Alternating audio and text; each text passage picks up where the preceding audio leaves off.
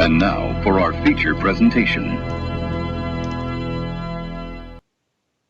Because it's never too late to talk about movies, this is the Untitled Movie Show for back on our old schedule, Wednesday, November 19th, 2014. I'm, of course, your Untitled Movie host, Miguel Leon. And that's not the only thing that we're bringing back, because we've got the return of one of our regulars, Mr. Sexy Biscuits himself, Mr. Dave Wade. Hello. Thank you. I'm very happy to be back. Love having you back, man. You bring a level of class to this show. I don't know if I go as far as to say that, but I don't know either. I just didn't have. Yeah. Yeah. And if you heard back there, that's our regular, our Master General, the man himself, the leader of the Nerd Genius, Mr. Michael Burhan. And also the man who's had over 200 hits and tons of complaints from a Destiny review.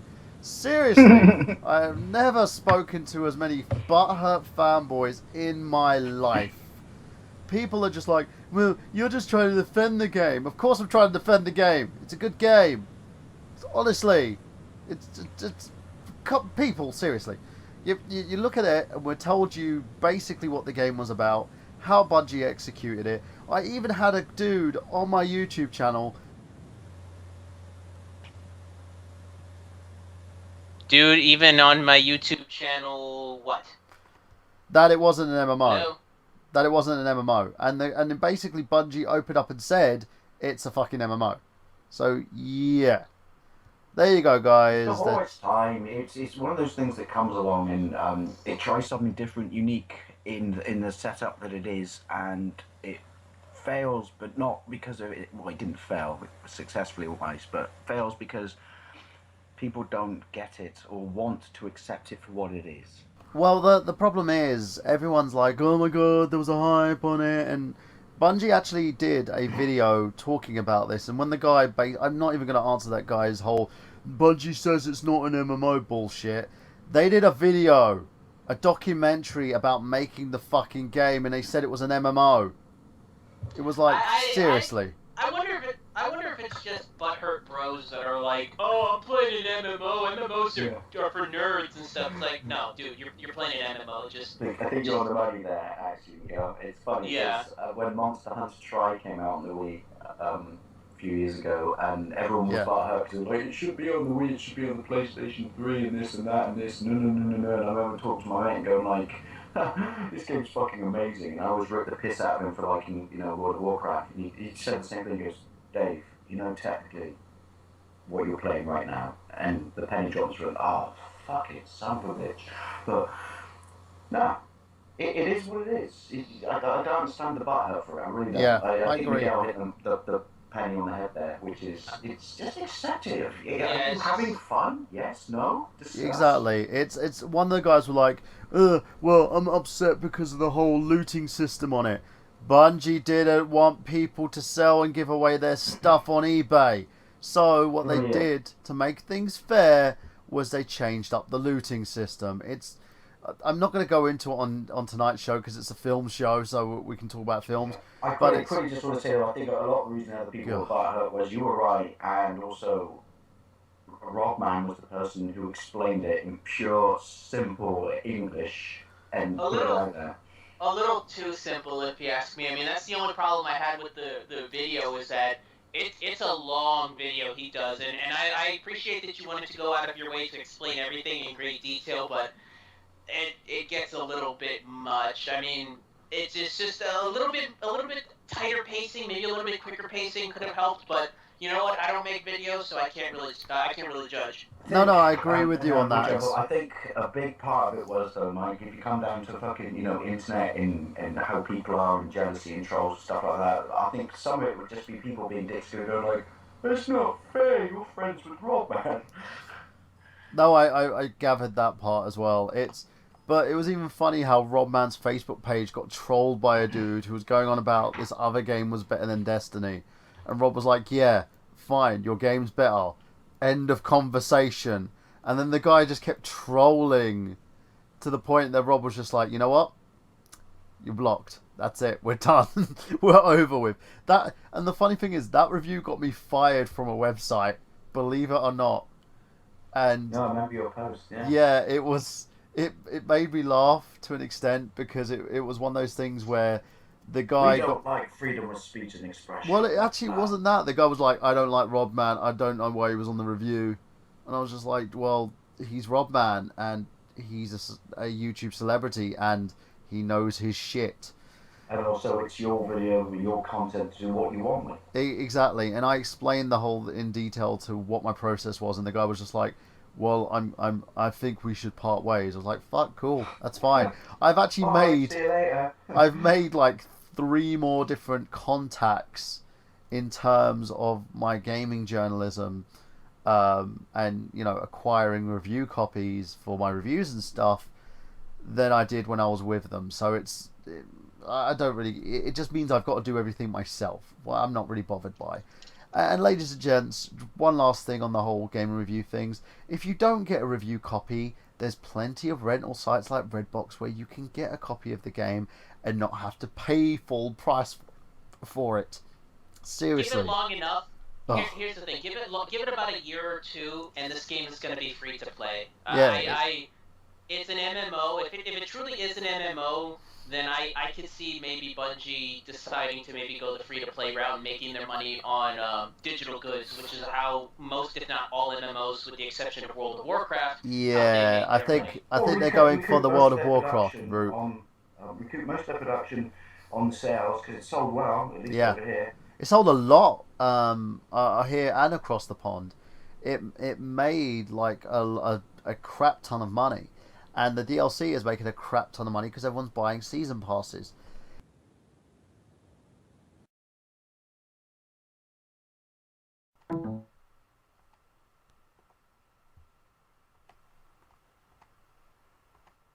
Oh.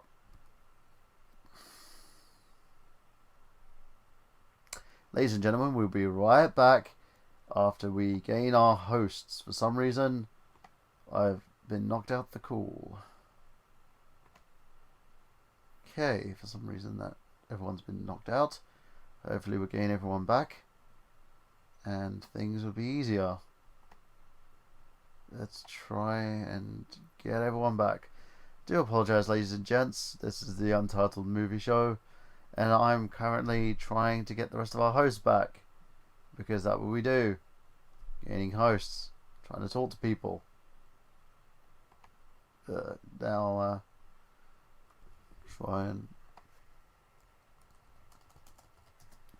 trying to get everyone in and resolve this situation. It's a bit of a nightmare, not gonna lie. So how is everyone today? What are you all doing? You must be doing some good stuff. Hello? Yeah, we're back. Yeah, sorry about that, folks. We completely fell out of it. Are we still even on the air on YouTube? We are still on the air, mister. Alright. But yeah, just last but not least, fellas, folks, in the end, it is what it is. And I will say, like, Destiny will never be free to play because Activision owns Blizzard. Point is Well, you mean World of Warcraft?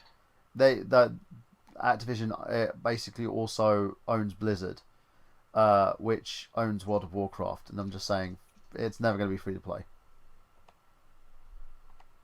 Yeah, I mean, Blizzard, Bungie was the one that developed Destiny, and it was published by Sony. Oh, was it? Ooh, it was also published by Activision. Ugh, okay. Never mind. I think we might not see Destiny go free to play for a while, but just enjoy it still. It's still a great game. Yeah, it's a really good game. Yeah, it looks like we lost Dave. Let me try to bring him back into the call. Sorry about that, folks. Add people back to the call. Booyah. Okay. Okay. So yeah, we've got a big show set up somewhat. I don't know how long we're gonna go since we started an hour late, so hopefully we can just go through our retrospective tonight. We have another retrospective out there. Tonight we're doing a director retrospective, and I've decided to choose Mr. James Cameron as our retrospective for this week. The man who makes me go hard. He's a man of many talents, most of them making huge, exorbitant amounts of money, but we'll definitely get into that in a second. I just want to actually gush over a movie I saw recently that I'm actually a huge fan of. I was actually going to do a retrospective on this guy, but I realized I haven't seen enough of his films, but I was actually considering doing a Robert Rodriguez retrospective because this past Monday, I got to see Sin City: A Dame to Kill For. Heard good things. It didn't really do well in the box office. I heard middle of the road things, honestly. Like, a lot of people I heard complained about it, that it didn't deserve to take 9 years to make, and it just... the big problem was the time span. You know, like, it just... by the time it hit out, all of the wonder of it kind of faded away. You know, the big analogy people told me was, imagine if The Matrix Reloaded came out 7 or 8 years after the first Matrix. People just wouldn't be bothered with it. Yeah, and that's kind of exactly what happened with Sin City 2, but I love this movie. I think I like it more than the original. And I think the reason why I like it is I think the acting in it is so much better than the first one. Because in the first one, you had a solid cast, but no one really outshadowed the other ones, with the exception of Marty, Mickey Rourke's character. McFly? Everybody else just... No, Marv, that's the character. There you Marv. go. He stood out, but everybody else really kind of didn't. You know, Bruce Willis, yeah, he was the star of his story, but he was basically Bruce Willis. I mean, it's kind of what people give flack to Jack Nicholson for toward the end of his career, which is, you know, he was basically just playing himself. He wasn't playing a character. He wasn't really, you know, stretching his acting chops. And nothing against Clive Owen, but he could have been played by anybody, as we found out in the second one. You could pretty much make him interchangeable, and it wouldn't really matter too much. But in Sin City 2, man, the leads they got to play for their stories were awesome. I was blown away by Joseph Gordon-Levitt in this movie. Like, his character and his story, it's one of the shorter stories in the movie, but I could have seen a whole movie with that character. I love that one. I was a huge fan of his, and Yeah. a lot of people were annoyed that Marv got the bulk of the movie. I'm okay with it, though, because I think Mickey Rourke did a phenomenal job. Like, it sucks that it took them 9 years because they had to wait for Mickey Rourke to come back to do the role, but I think it was well worth it, because he blows it out of the water. But, and I know if you've seen this movie, you know exactly who, in my opinion, stole the movie from everybody else, and that would be Miss Eva Green. Her performance in there is awesome. It is amazing. She's phenomenal. It also doesn't hurt that she's completely naked in the movie through the entirety of it, but she just owns that character, man. She's one of these actresses that's really, really stepping her game up, whether it's in this, whether it's in 300 Rise of an Empire. She's been in a bunch of other movies since then, but she's got a future, man. She's gonna be huge when she and she's Sorry about that. Oh, welcome back, Dave. You just called me. Just quickly want to say, people, turn off automatic updates on your computer, because it really pisses me off when Windows suddenly just starts closing everything and says, by the way, we're going to reconfigure. Have fun. Well, you just caught me halfway through gushing over Eva Green and Sin City 2. I love that movie. I saw it this past Monday, and I told Birdman, I think I love the movie more than I do the original. I really enjoyed it. It's funny, we talked about it. It was badly marketed, and kind of just went under the radar, but it's a very, very good movie. Yeah, definitely. I said it before. I love Joseph Gordon-Levitt in the movie. His storyline, I could have done a whole movie with. You know, obviously Mickey Rourke really brings his A game with the Marv character, but man, you've seen it. You've seen it before, have you? Yeah. You can vouch for this. Eva Green steals this movie. Oh God, yes. She commands the whole performance, man. Sounds like something else that she wants commanding, eh? Oh, that's her character in the movie. That's basically what she is. This is, I know that we shouldn't compare them, but they're both Frank Miller inspired and that, but I don't know. There's something about the visuals in this movie, in the original Sin City, that I just prefer to 300. I know they're more exaggerated, if that makes sense, because 300 is exaggerated and supposed to look like a comic book, but everything in the way they've done in Sin City and the second one, it's like velvet on screen. It just looks so nice. It's like a comfort cookie, if you want. And the thing about 300 is everybody's doing that style now. No one really is doing the Sin City black and white art style, but once 300 hit, you saw a ton of movies that just This is dodgy one. Samuel Jackson, the Spirit. The Spirit. The Spirit was directed by Frank Miller, so that's the reason. It looked terrible though. It was a terrible What was movie.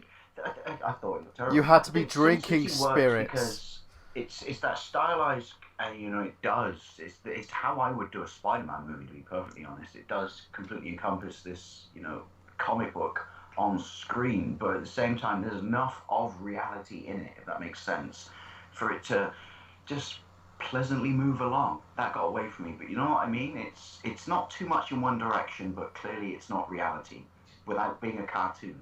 I was okay with it, and I actually saw it more cartoony, but at the same time, the performances were so good that I was completely into it. I think the only complaint I had, and I made this point on Facebook, was I can't stand Jessica Alba, and she really was a low point for me in this movie. I didn't buy her character at all.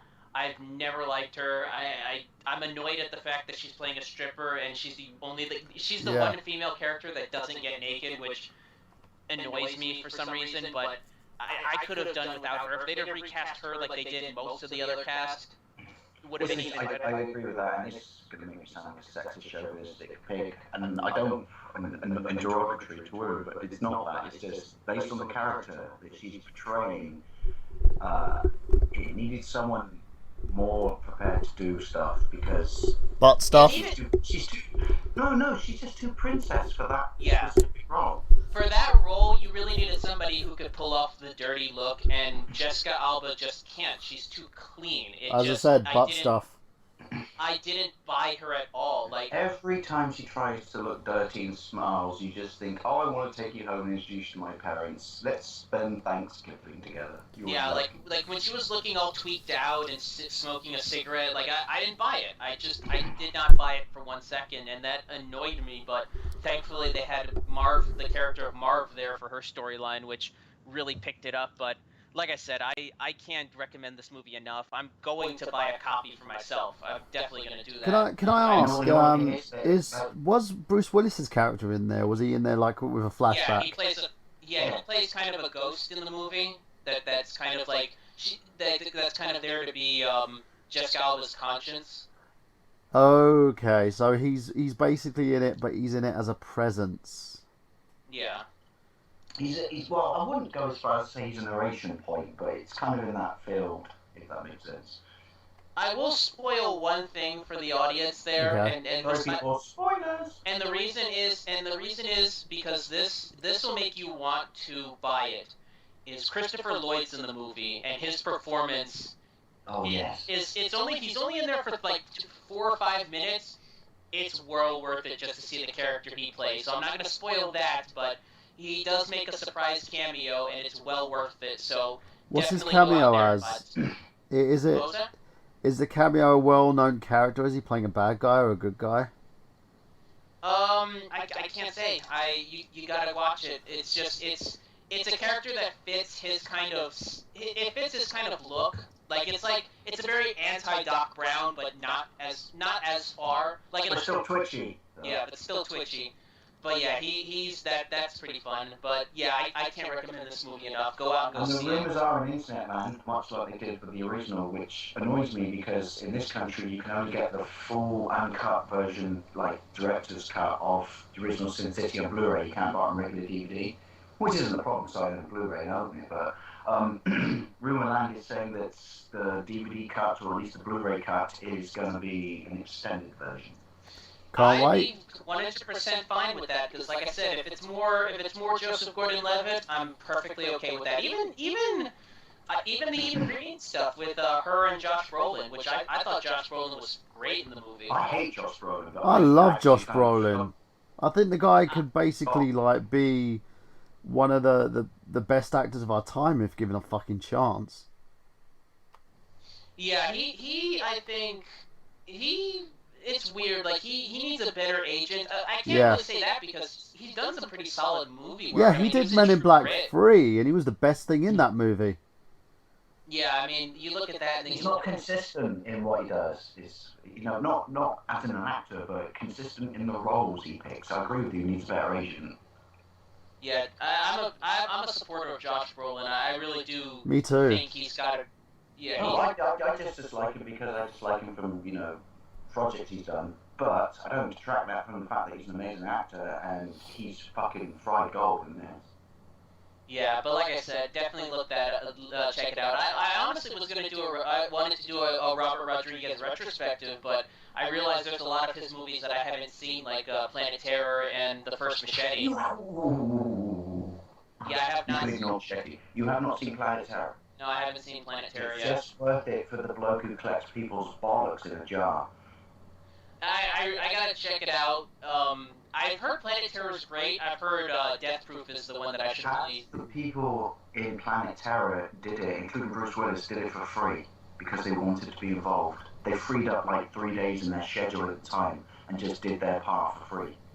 It's like a real collaboration, real sort of movie made for the sense that people wanted this project to take place. There's like no ego in it whatsoever. Plus the bird who's got an M16 for a leg is hot.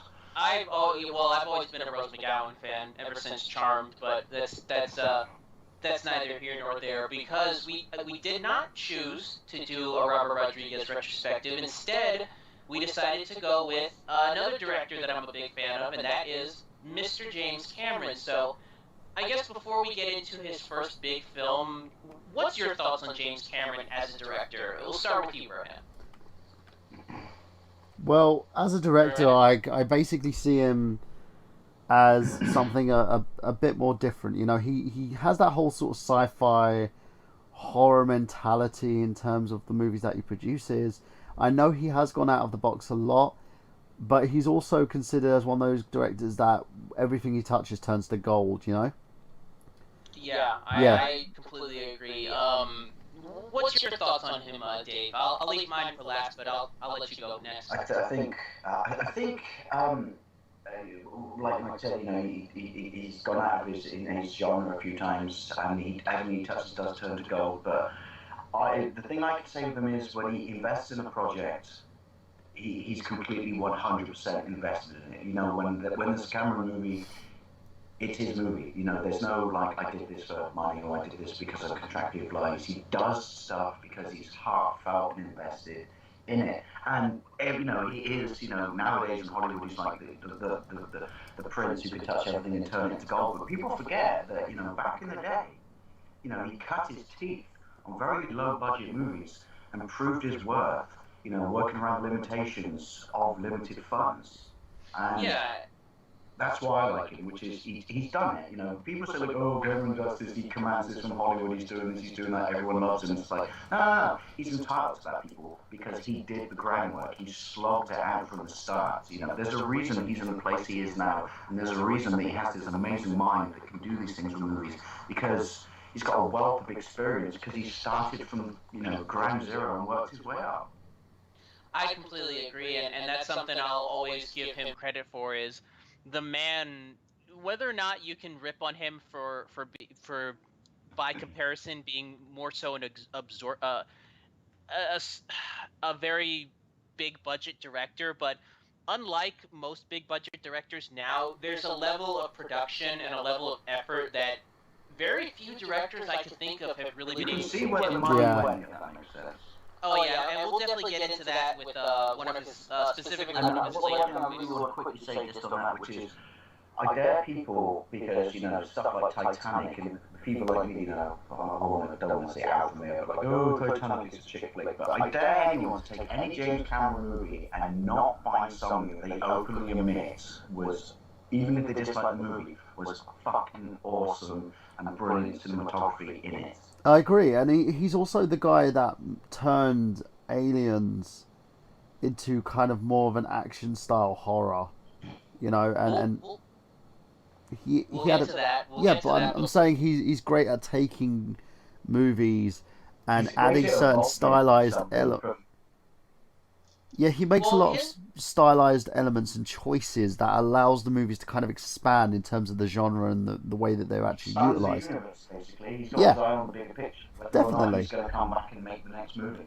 Definitely, and he always basically thinks 5 steps ahead, which is a great thing. His storytelling is even second to none, and he, I will say as well, he's the first person to use 3D for what it actually was, rather than everybody. The first person to use morphing, wasn't Yeah, and you know he used 3D for what it was and made a movie that was in 3D instead of actually like cutting and pasting a movie and then converting it to fucking 3D as well. The Under the Sea Titanic movie. Yeah, whatever. No, his was the basically the which it also proves Avatar what a great guy is in the sense that he's got a passion. Because no, but you remember he on IMAX he did that, you know, Return to the Titanic after Titanic came out, but it showed that he had passion for that project because he actually went down, didn't he, to direct the Titanic and the sub, made that 3D IMAX movie about it. Which means he was clearly invested in Titanic. You know, I enjoy parts of it, basically when the ship sinks. That one makes me sound terrible. But clearly it means he was invested in that project because he has a love of the Titanic. But yeah, look it up. You know, what was it? Titanic 3D or something? I forget. It was an IMAX 3D movie, and it was he actually goes down to Titanic in those little weird subs they have. He's done a lot of ocean-based documentaries. The man has a thing for the ocean, which, hey, fair enough. I mean, you know, the ocean is kind of like, you know, the closest thing we have to an unknown entity, you know, similar to space, but it's, you know, in space on planet Earth, like outer space. Definitely. And also, that ties in nicely. We won't talk about that just yet, but that ties in nicely to the Abyss.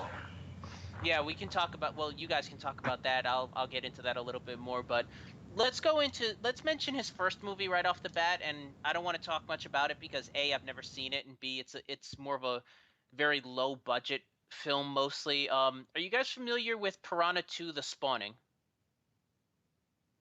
Oh yes, it was on when I was a kid.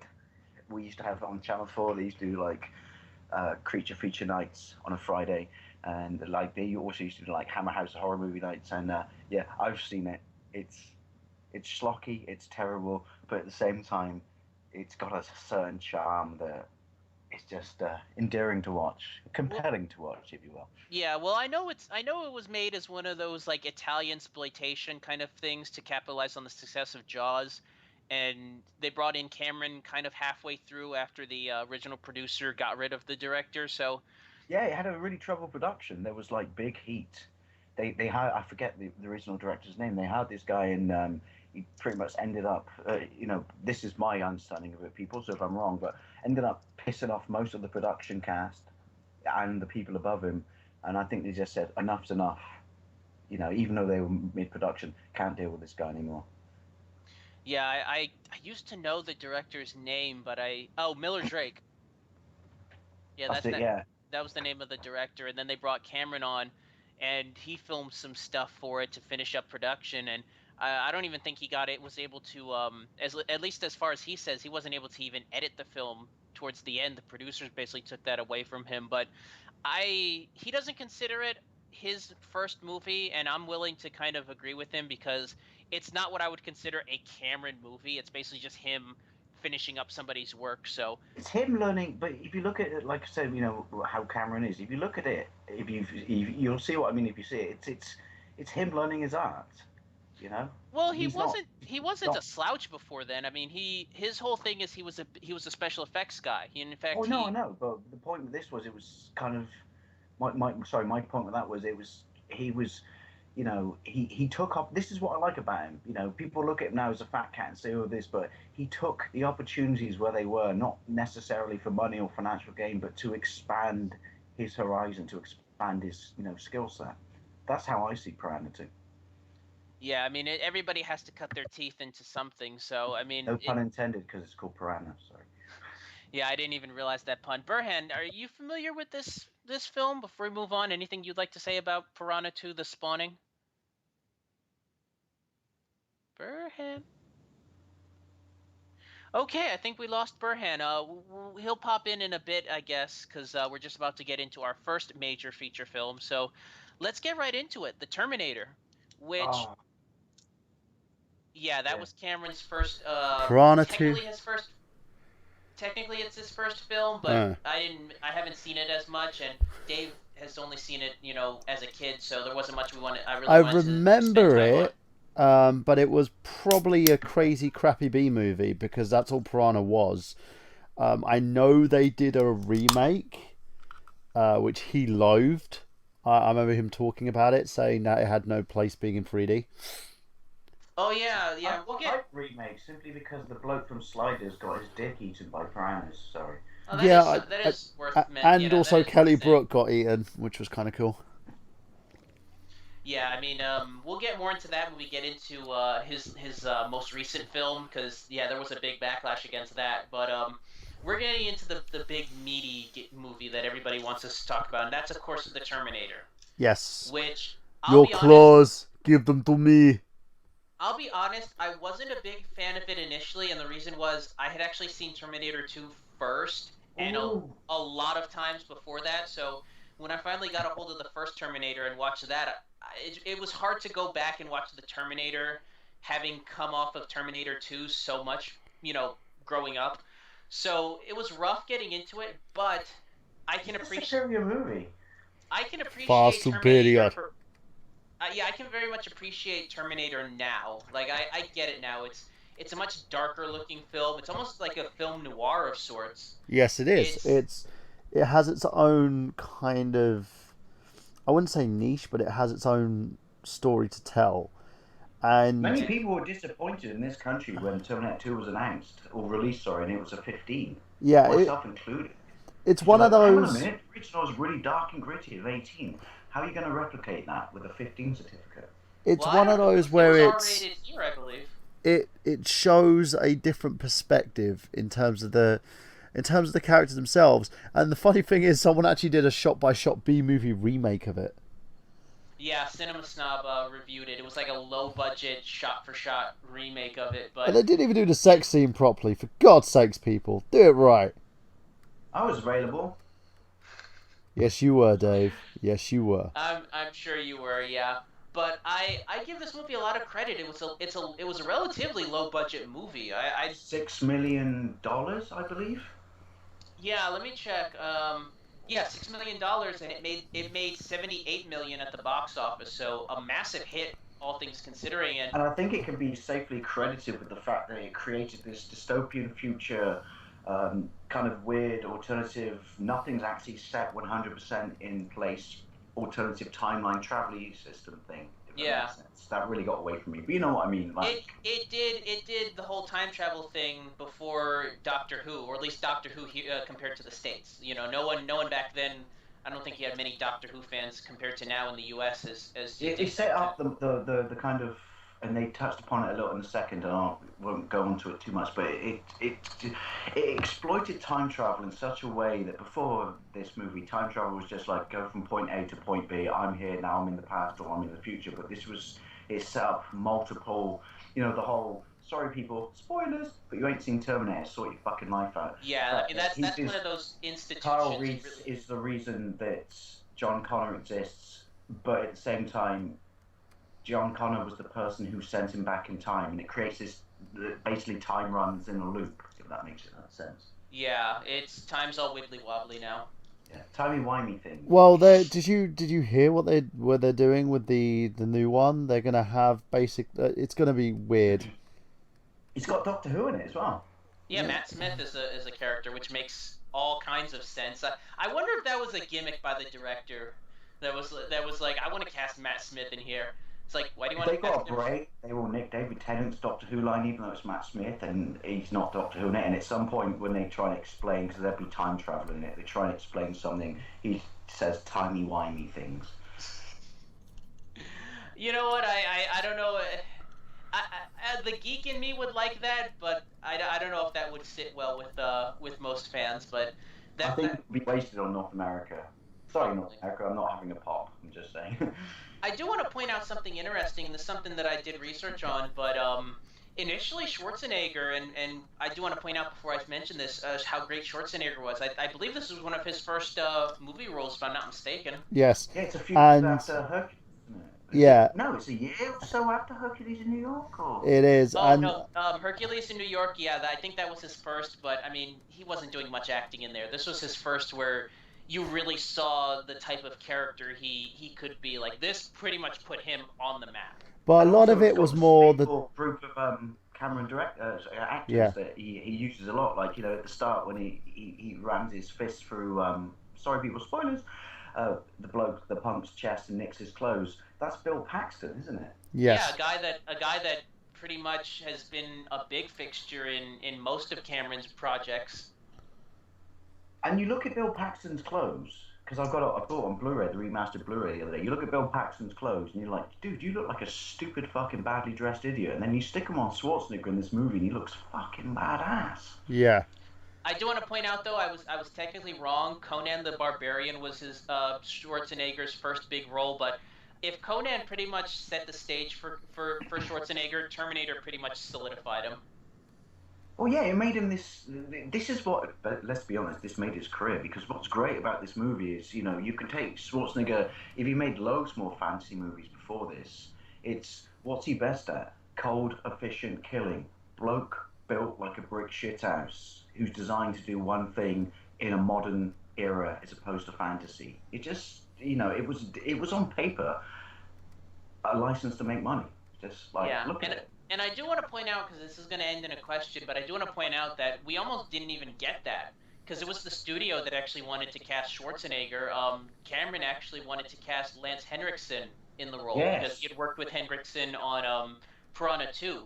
So he wanted to bring him back in there, but the studios didn't think that for what the character was supposed to do in the movie, they didn't think people would buy it coming from such a thin, lanky character. Yeah. It's funny you say that, because there's an irony in that, which is I completely think I couldn't imagine Terminator unless he was built like a brick shithouse. But at the same time, with Terminator 2, you know, the main sort of bad guy in that was, all right, he was a robot, but as Lance Henriksen would have been if he was cast, but he was a thin, lanky, skinny guy.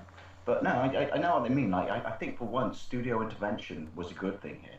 You know, by the way, you know who almost got the role instead of Schwarzenegger, who the studios actually wanted? Michael J. Fox? No, O.J. Simpson.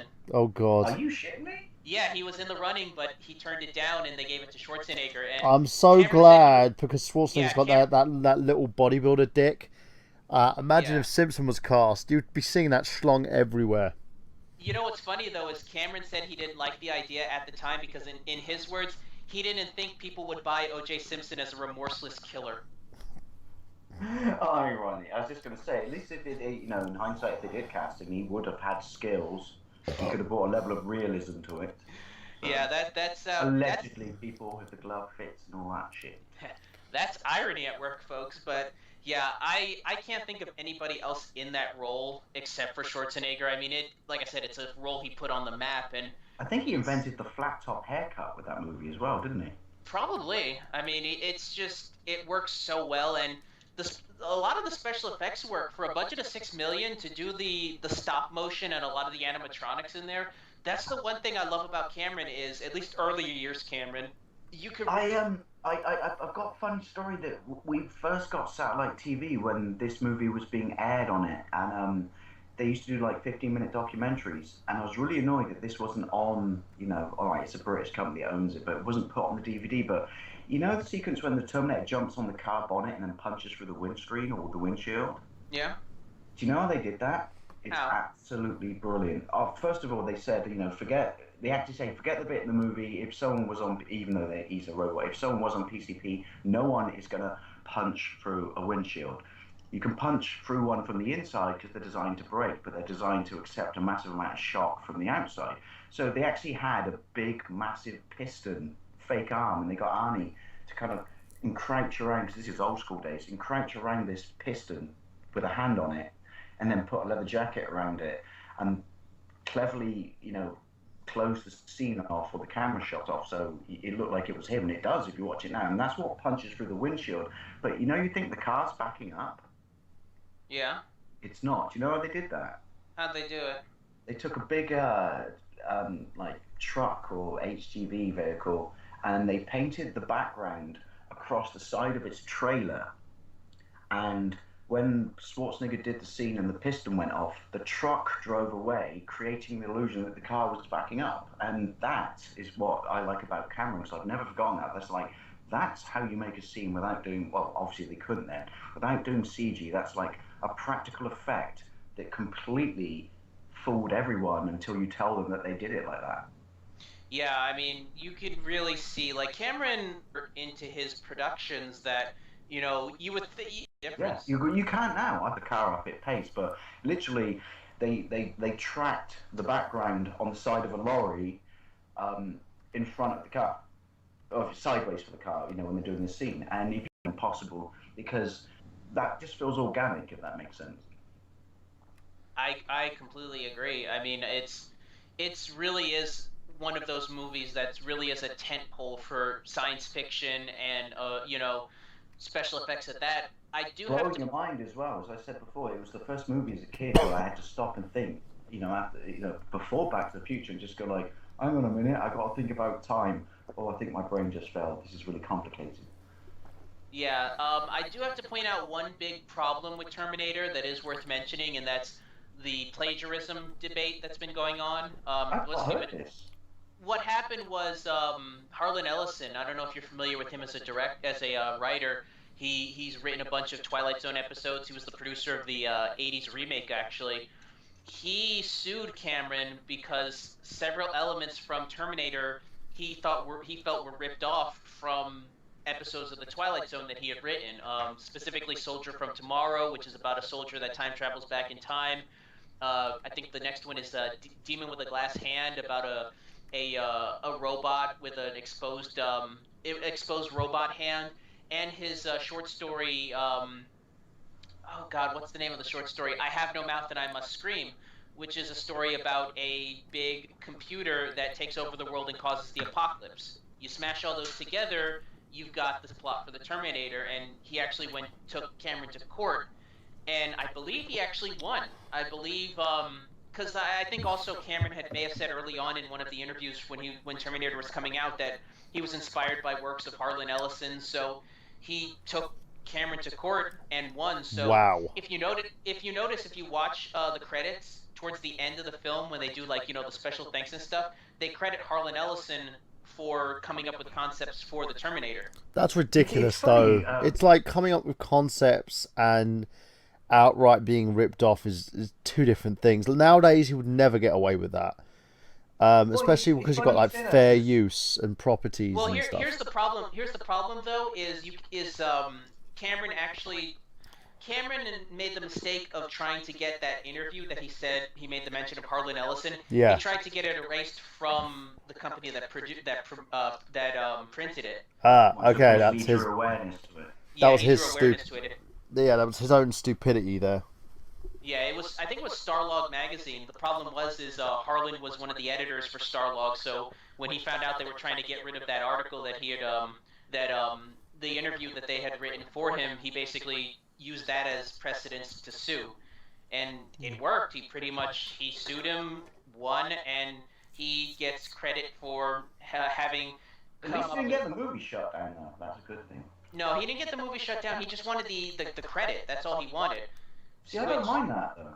That's kind of... See that? But then, yeah, as Mike same. said, is it his idea? It's funny because it's a lot of ideas that he came together with, and it's kind of mishmashed. In today's YouTube universe, that would be called transformative, which means you can use ideas, and if you basically like merge those ideas together, it becomes an entirely new property. That's in a precedence in terms of copyright that wouldn't actually be acknowledged. But keep in mind this was the early '80s, so yeah. Stuff like that hadn't been established. Well, the point I want to make was, it's funny you should say that, because me and Miguel had a little chat about sort of, you know, YouTube politics before this show went live, because of the crap I've had on my channel, and I agree with Mike, which is these days it's inspiration. You know, and the way copyright is enforced and stuff now, but inspiration is not the same as plagiarism, because if you base it on that if someone inspired me to do something and therefore I owe them dues, then would any kid become an athlete? Would any kid become a football player? Would any kid want to be an actor? That. Because they were inspired. And they can quote their favourite scene, or they can remember their favourite goal. They train a specific way because they were inspired by something. That's not plagiarism, you know. I guess that's a topic for a whole other time, which is the difference between inspiration and plagiarism in where the modern world is going wrong. Well, just think of it this way: if in that time period, if he got away with that, people would have gotten away with basically like parodies and stuff. You know, there's only. Put it this way, right? If I wasn't inspired by Happy Console Gamer and Retro Roadshow with Steve Benway, then there would be no Long Boys post 1975. Exactly. I think, yeah, like I said, I think as time has gone on, the whole concept of homages and things like that have kind of been broad, but you know what, I will say though, it is a proper. Even if he did intend that, when he did intend it, he took 3, specific Twilight Zone episodes. I'm not saying he did, and mashed them in such a way that they transcended the. What was it? The body is more than its parts. If that makes sense. I agree. I get what you're saying. But yeah, I do love Terminator, and I'll say this in terms of plagiarism, it's not as bad as one of his later films, which I'll get to in a bit when we get to it. Can I tell you a funny childhood? It's not funny, it's funny to me, because I remember, I still talk to this bloke on Facebook. See, it's funny, my parents would never let me watch, me and my two brothers watch Rambo. Because that had a massive backlash in this country, which is it's just Rambo 2, by the way, First Blood Part 2. It's glorifying, violence and this and that and this, and there was a big press backlash, and so they wouldn't let us watch that. And that was only a 15 certificate. But they had no problem going to the local rental shop that was actually an off-license called the Bowl and Jug, and renting us Terminator, and letting us sit down and watch it, unsupervised. And the best bit about it is we all committed the lines to memory. And I remember going to school on the Monday and running into my best mate at the time, a guy called Luke Buckland, and I said, "Oh my God, I've seen Terminator." He goes, "Isn't it great?" And we were walking down to assembly, through the outside of the school, passing the playground, walking down to assembly, and I'm like, "What's your favourite line?" He goes, "Here's my favourite line." And he just went in a perfect Arnie accent, "Fuck you asshole." Bearing in mind, he's, I don't know, what's he in this age? 8? And a teacher came running out and just, "Wash your mouth out with soap. You can't say that." And he went, "What? Fuck you asshole." Backhanded him with a ruler. We didn't understand what he did wrong. We talked about it since, and it was just, he got marched and he had like 2 weeks of bucket detention of writing lines simply because he quoted that line from Terminator. Well, No, the full thing he said was, "Hey buddy, what you got in there? A dead cat?" Yeah. "Oh, you asshole." It's funny you mention Rambo First Blood Part 2 because it does kind of sort of fit into our timeline for this retrospective because Cameron actually is credited as one of the co-writers for Rambo First Blood Part 2. Really? Yeah, he wrote the first 2 drafts of the script and then he gave it to Stallone, and Stallone, obviously as Stallone does with his movies, completely rewrote it. But he's credited as co-writer. He co-wrote the screenplay. Nice. I honestly did not know that. Yeah, and from what I could tell, a lot of the jingoism that's in First Blood Part 2 is Stallone's. Like, Cameron's script I heard was a lot more deep and cerebral, and then Stallone was in and like, "I'm not blowing enough stuff up in here. I'm just gonna I need arrows. Yeah. I mean, come on, the original Yeah. I mean, I can't read his writing. Yeah, I mean, come on. This is the same guy who, when he pitched Rambo First Blood Part 2, wanted the tagline to be, "And this time we get to win." Oh. So that could tell you. To the vets. Yeah, and that could tell you the type of the type of writing Stallone did for that movie. No, But imagine though if Rambo. I'm sorry, we're getting off tangent on that, but can you imagine if Rambo was actually directed by Cameron? What it would have been a really serious, thought-provoking, deep, and mindfuck movie. well, the reason he didn't is because at the time he was also filming our next film that we want our next film to get to, which is 1986's Aliens, which I'm not going to spend too much on it because we talked about it in our Aliens retrospective, so go back and read that. But as a direction, in terms of direction for Cameron, I give him a lot of credit for taking over somebody else's franchise and really bringing his own flair to it. And it very much And basically saying, I understand the love and respect for this movie and how entrenched it is in people's minds, but I also understand that there's something I can work with here, but ultimately I have to take it in a new direction. Yeah, and he borrowed a lot of concepts from, oh god, what's that other low-budget film he did? He did, special effects work for, I'm looking at, Galaxy of Terror is what it was. He was the production head for that one, and a lot of the stuff from there, like the nest, and especially the Queen, he brought in the concept of the Queen. It was basically ripped from his animatronics work and whatnot for Galaxy of Terror. So you can tell that Aliens was basically a movie that he really wanted to make, because he essentially Well, he looked at it just went, clearly, if I'm going to propel this into a movie that can't just be the same thing with one creature, where am I going to go? I'm going to go with action because it's, the mid-80s, but also they're kind of insectoid-like. Hive. Genius. Which I am happy that it's funny how that the fact that they didn't put in the original scene from Aliens kind of left it open to where he could do that. You know what I'm talking about? No, I don't. In Ridley Scott's Alien, and I mentioned this in the Alien retrospective, there's actually a scene that was cut out where it shows how the eggs form.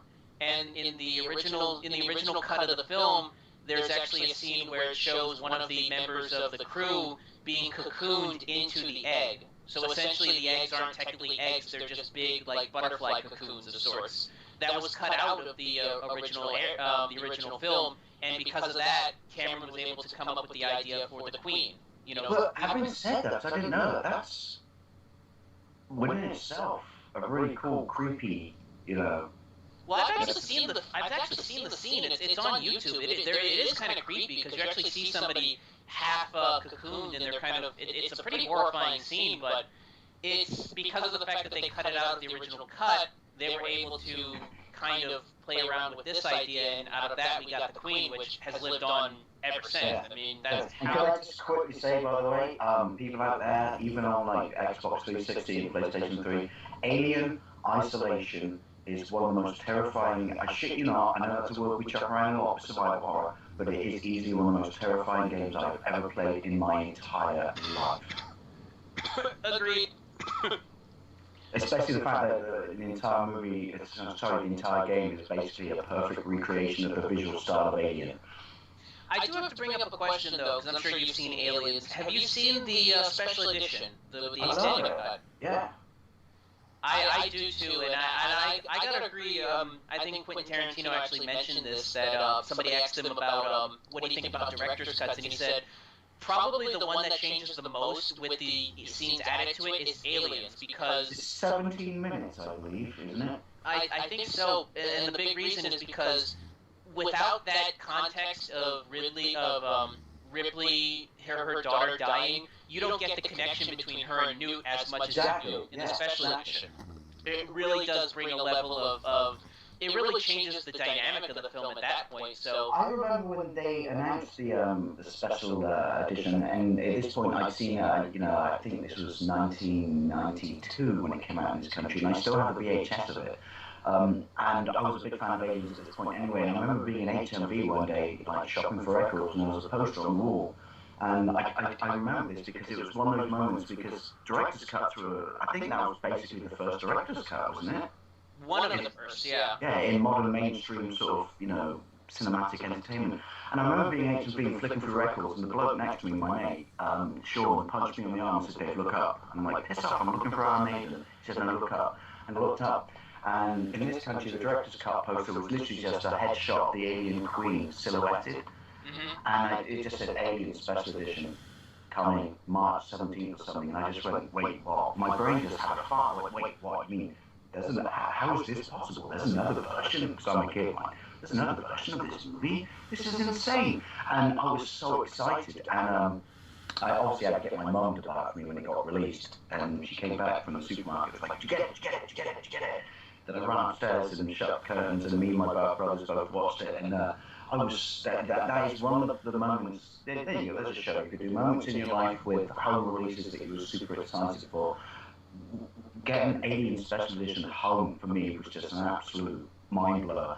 And unlike stuff now when they go like, "Oh, this is the Blu-ray version or the extended cut," you get like 3 minutes. It was like, holy shit! There's 17 minutes of footage, and it's dotted around the film in such a way that it really does, like the whole, Ripley's daughter when she sat on the park bench looking at a picture, hologram park bench of, her daughter who's died older than she is, Bernocchi is then, if that makes sense. And the gun turrets that they explore fully more, and it's just that is one of my favourite home viewing experiences ever, was getting the director's cut of Aliens. Yeah, it's a great movie, and it really is. It's in my top 5 easily. I really do adore that film. It's my 4th favourite movie after The Crow. But we talk about that's a phenomenal film. But we talk about Cameron and being very savvy with his special effects. You want to know something interesting? For all the shots of aliens, of the alien creatures in the movie, Cameron only had access to 8 costumes. He only had 8 costumes to work with, so every alien you see pop up on there is just them reusing the same costume over and over and having to repackage it up. Which is a man who cut his teeth on knowing how to make a movie with limitations around it. That does he did kind of mess up on one thing with Aliens, and this is more just a fanboy nitpick, but it's worth mentioning.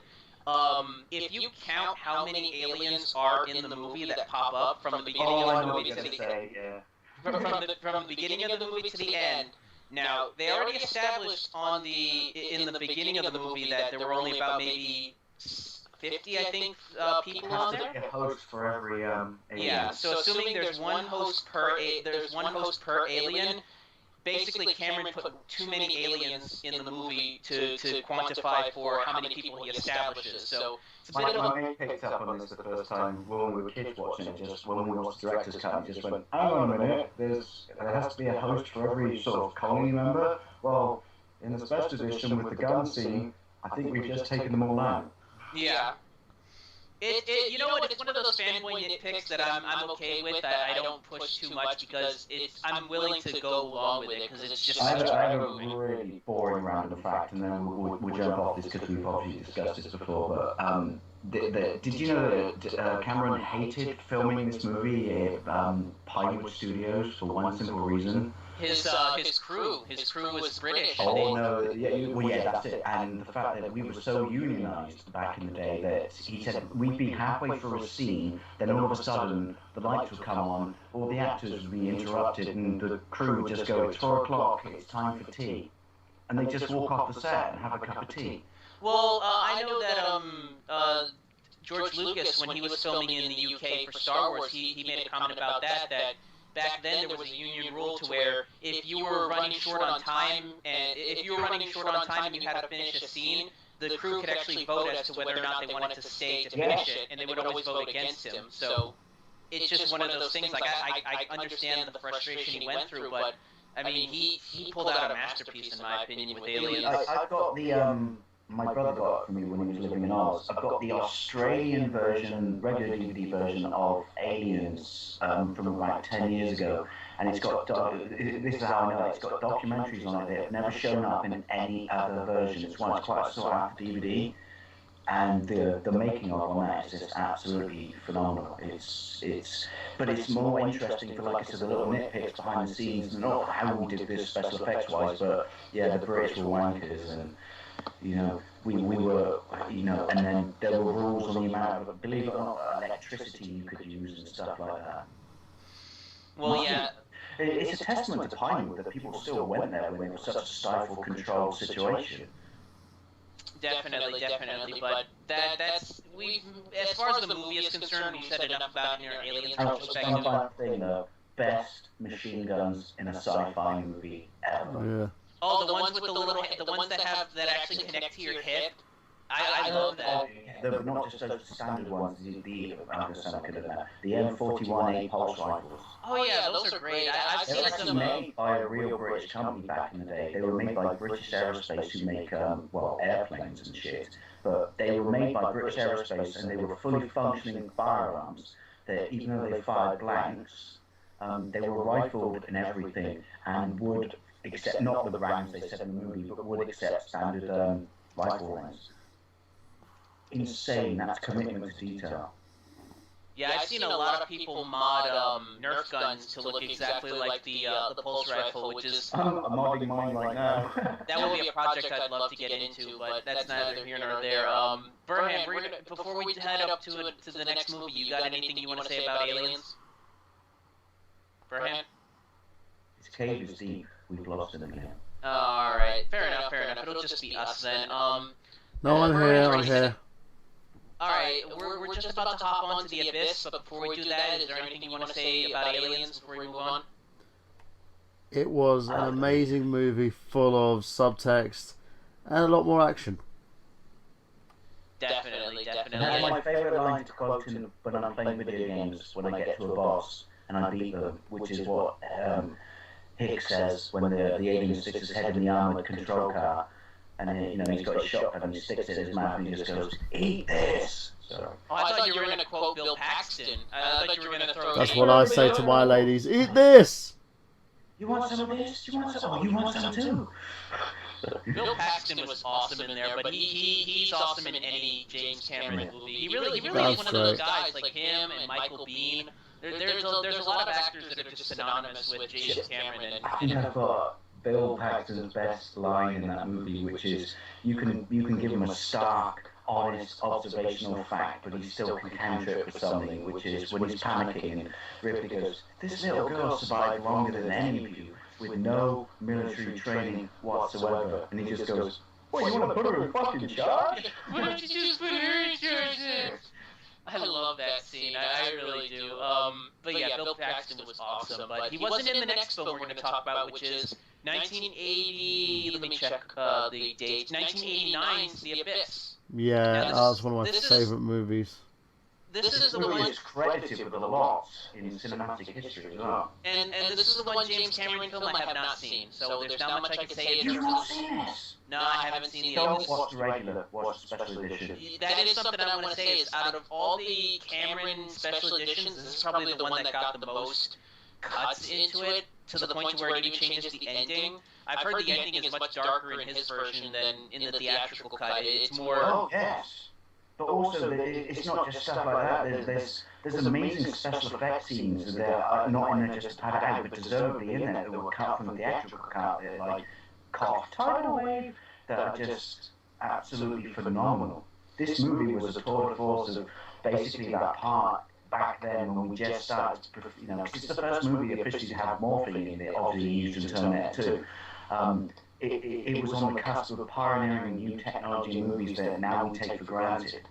Yeah, he very much, because he knew he wanted that type of effect with the water tentacle, but he knew that he couldn't pull it off practically, so he went out of his way to, hire people that could, fine-tune this.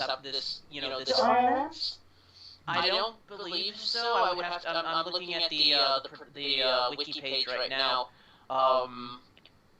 Let me see. I'd have to check to see what company it was. It should pop out. Yeah, it was ILM. Yeah, it was Industrial Light and Magic, and he hired those guys and basically was like, what can we do to pull this off? And they were just starting to tool around with CGI because they had done it for, I believe, Young Indiana Jones is the first official movie to have CGI in it. Yes, the same, you're right, the same Last Window Night sequence, I believe. Yeah, it was the first movie to do that. So they basically, he worked with them to fine tune it, and that's how we got that effect. And I'll say it right now, that water tentacle effect still feels contemporary even today. It does not look dated at all. Especially when the door comes across and shuts it off and it just collapses into the water. Yeah.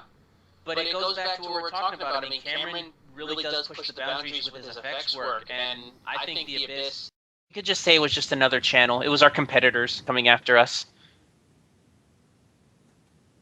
Yeah, like, he doesn't like the fact that we're talking about The Abyss, because it actually wasn't that successful of a film. Budget made $30 million. Yeah, I could... I've seen the trailer. I can tell that they marketed it a lot deeper than that, and I could definitely tell that from reading reviews and whatnot.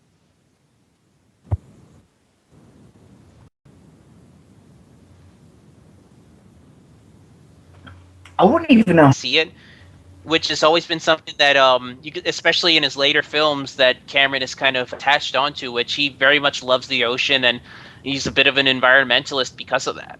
It's weird. I would say there's nothing to fear, technically, although the special edition kind of changed that a little bit, there's nothing to fear from a sort of threat purpose in this movie. The only sort of real scenes that create tension and stuff like that are all based around sort of the natural enemy of the environment that the humans face.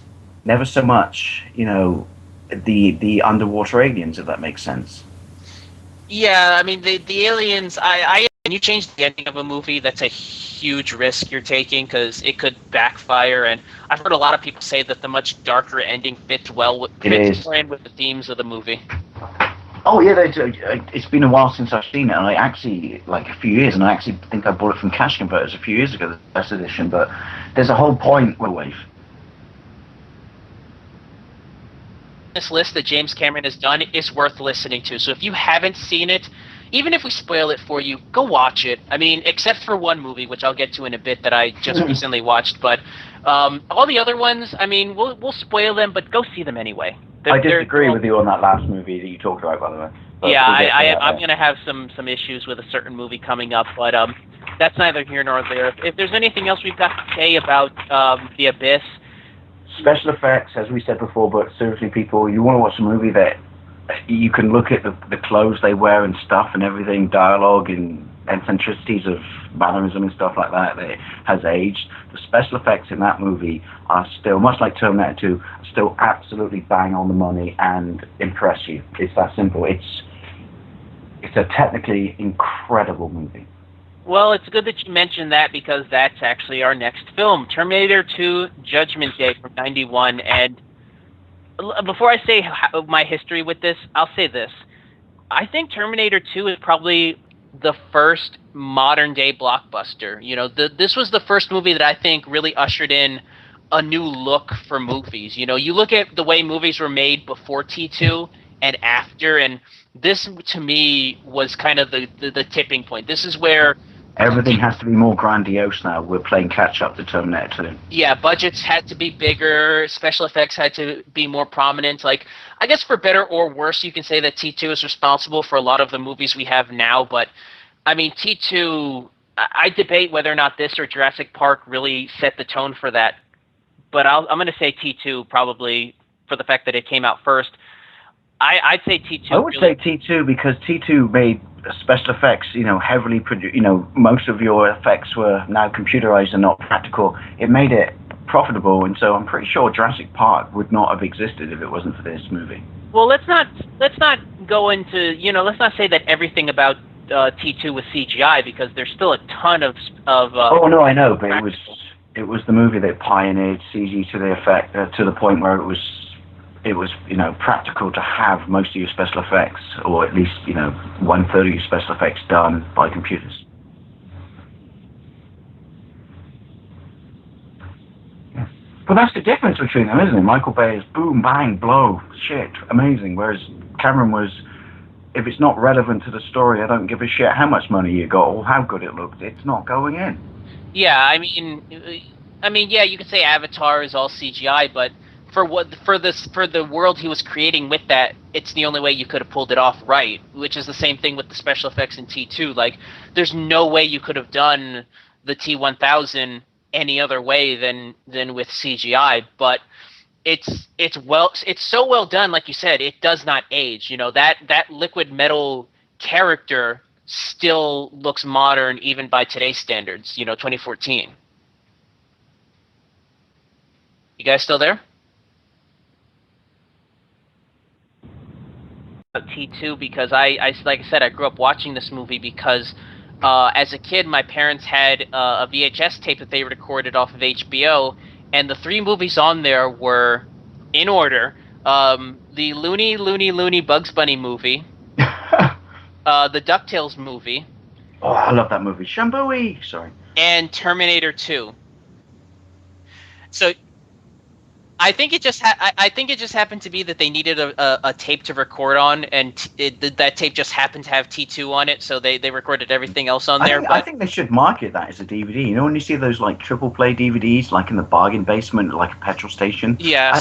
I'd buy that DVD. It's got a little bit of everything for everybody. But yeah, so I grew up as a kid watching T2 a lot, and it's a movie that still holds up even today. I really do adore this movie. It's everything about it is just it takes it to a new level that you just didn't see back then. It was the first. I think it was And the he first. propels the timeline thing, doesn't he, as well? I think it was the first film to have $100 million budget, but you could see every penny of that budget in that movie. I mean, it's just so big, and that's the great thing about Cameron is that his movies are expensive, but yeah, you could see it on the screen. But it's also like you said, it is big, it's expansive, but you can see where it comes from. But also for an action movie, there's certain lines based around the time travel thing that obviously he touches, and he introduces a new mindfuck, which is, so knowing that they may fail, the Terminators actually sent 2 Terminators back simultaneously, but one was going to arrive in the future when John Connor was young, if he survived, and the other one was going to strike at me when, before he was born, and stuff like that just blows your mind.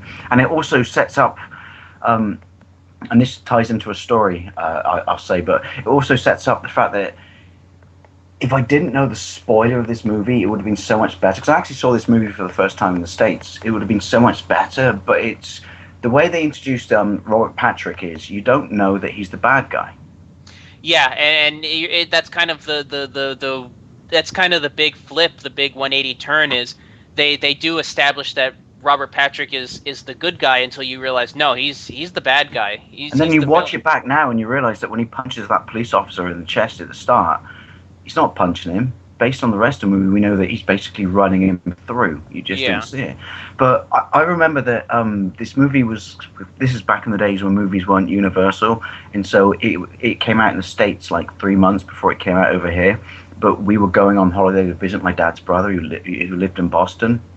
Mm-hmm. And I remember, and I so regret this, if I had a DeLorean, I'd go back and just whip this magazine out of my hands. But I remember being in the airport, like newsagent, being bored and wanting to buy some stuff to read on the plane. And I picked up Cineworld because it had a picture of Arnie with his Winchester, Terminator 2 pose on the front. And I picked it up. And then basically reading it on the plane, it gave away that he was the good guy. And I just remember, still to this day, I remember thinking, if I didn't buy that magazine because that was the holiday I saw this movie on twice, it would have blown me away. Not that it didn't, but it would have blown me away even more. I've always regretted that.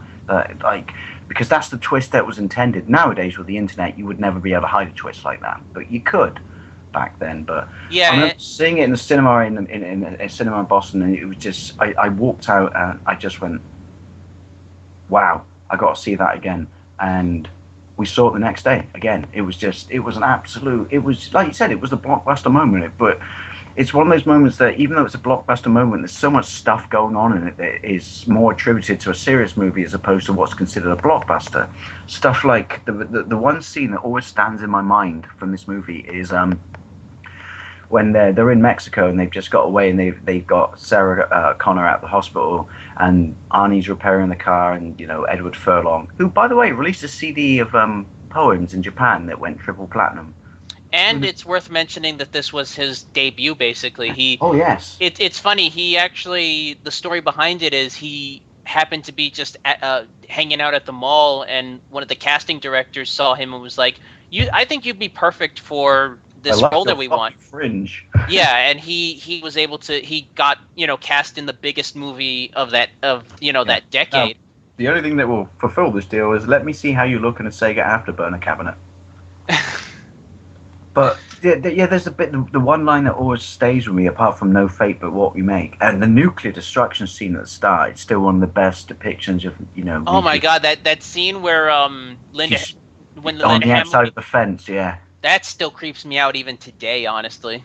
Because we all hear that nuclear weapons are terrible and stuff like this, and I mean, no one's going to be able to say I saw a nuclear weapon that was accurate because they'd be toast. But that was just the way the wave of destruction and stuff, and you just think, wow, that's a horrific weapon, mankind shouldn't have made that. But no, the one line that always stays with me, and when I see people arguing when I come out of a takeaway or a pub on a Saturday night, and you see the fucking idiots on the street, and this line always pops in my head, which is, when Arnie's repairing the car underneath and John's helping him, then you see the two little kids running around in slow-mo with toy guns shooting you, going, I got you first, no, I got you. And then John looks at the Terminator and says, we're not going to make it, are we? I mean, humanity. And then Schwarzenegger says, no, it's in your nature to destroy. And I've never forgotten that line. And I think that for a blockbuster sci-fi movie, I think that's one of the most apt descriptive terms of what's wrong with humanity ever.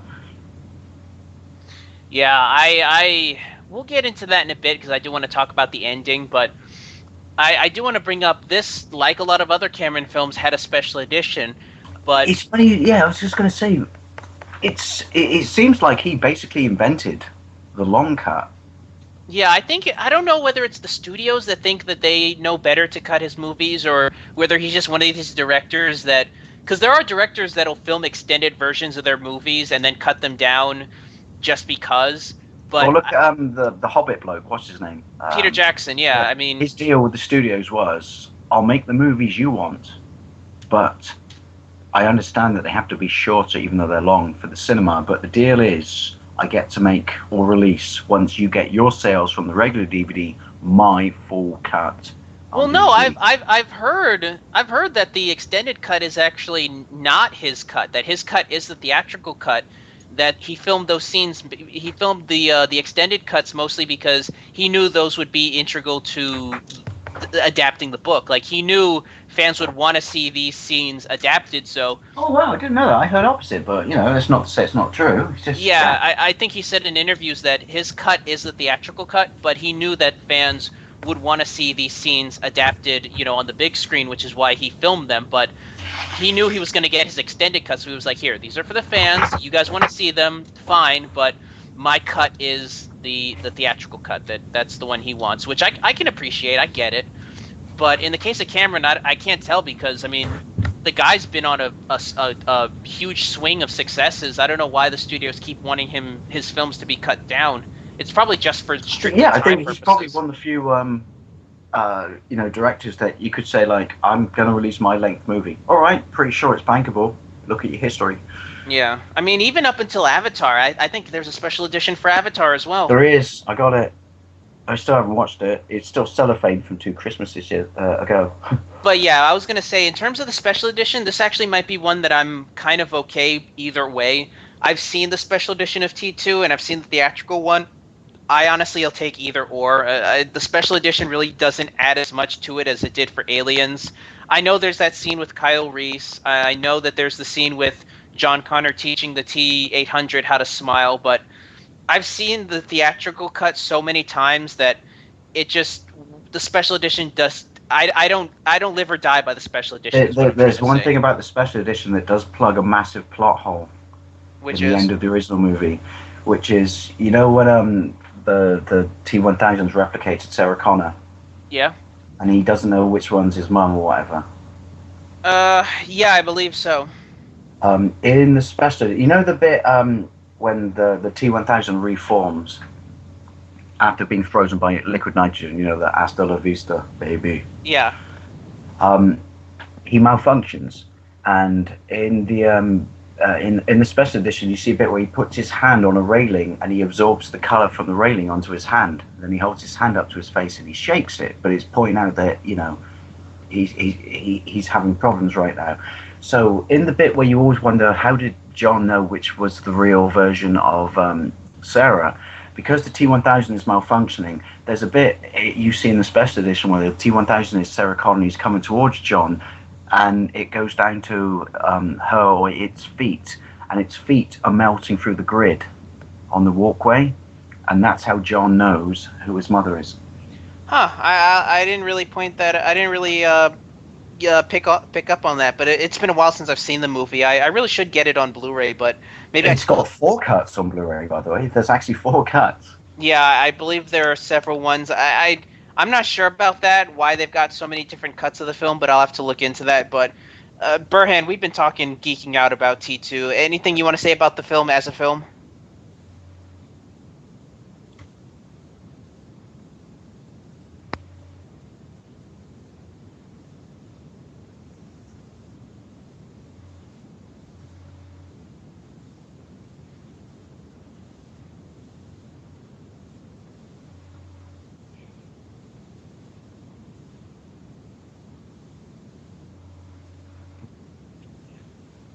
Yeah, 'cause he's still badass. Like, when the don't call me dipshit, put your leg down. Yeah. Like the car park scene and stuff, and he picked the bloke up by his hair. And I'll say this about T2, and then we can move on. There are no sequels. Exactly, I agree with you. The one thing I will say about T2 that, mark my words, people, this is going to go down years and years and years from now after we're all dead and done and dusted and there's future generations. I guarantee you, when they talk about some of the greatest, most charismatic moments in movie history or most recognized moments in movie history, it will be Arnie reloading the Winchester by swinging it around his hand. Oh, I still try to do that to this day. Whenever I get like an airsoft one or like one that shoots darts or something, I still try to do that. Dude, I bought the zombie. Forget my Nerf video I did, like the one review I did. I bought the zombie shotgun. Yeah. That's a Winchester Nerf shotgun. That's a Winchester reloader, just so I could practice that. And I can't do it. And I've tried so hard. I've hit myself in the face and bruised myself. But Same here. It's coming, people. It's coming. Yeah, I do adore T2. That's got to be up there with Bruce Campbell's Groovy. That I'm telling you, that's a vignette of cinematic masterpiece right there. Just a bit when he just swings it around and points it at the camera. I do remember when I was a kid and I saw it, the teaser trailer, before I even knew he was the good guy on Sky Movies, and when they used to do their top 10 films in the States. Before we went to the States, I do remember the one thing that just made me think, I can't get my head around this. What's going on? Was, oh my god, he's got a shotgun, but he just swung it around his hand. Oh my god, that's fucking badass. And we don't even own guns in England, but I was still impressed.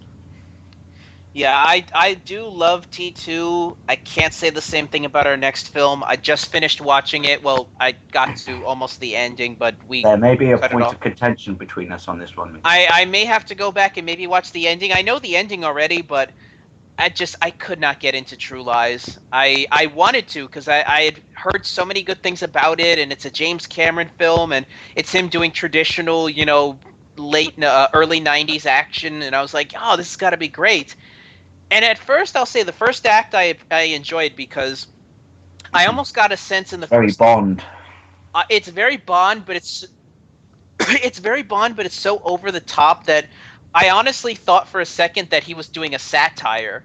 Like he was kind of pointing out how big, action movies had gone to at that point. Because this was 1994. This was, I think, probably the last official year for that type of action movie before we started doing nothing but disaster films. So I almost felt like he was kind of making a statement, like, this is it's not going to get any bigger than this. And then the second act comes up, and it basically becomes nothing more than Arnie basically becoming a psycho of sorts. Is it Kirsten Dunst in this movie? This was the debut of Elisha Dushku. That's it. Yeah, sorry, I forget. Yeah. And Bill Paxton's in it.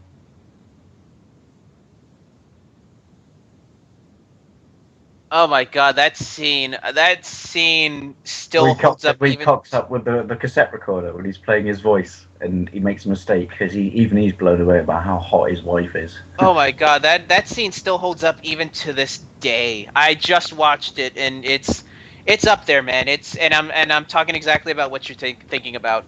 But yeah, I did not like the second act because it would have been fine if it was just something they cut to in like a B plot, but it takes up the entirety of the middle of the film. This plot line about him basically abusing his power in this organization to spy on his wife, and he kidnaps her and kind of shames her a bit, and it was a little bit that's too kind of much. dark. I'll give you that. Yeah, and it's played up. The movie tries to play itself up like a comedy, but the times when it was doing it, especially during those scenes, it just came off as just inappropriate.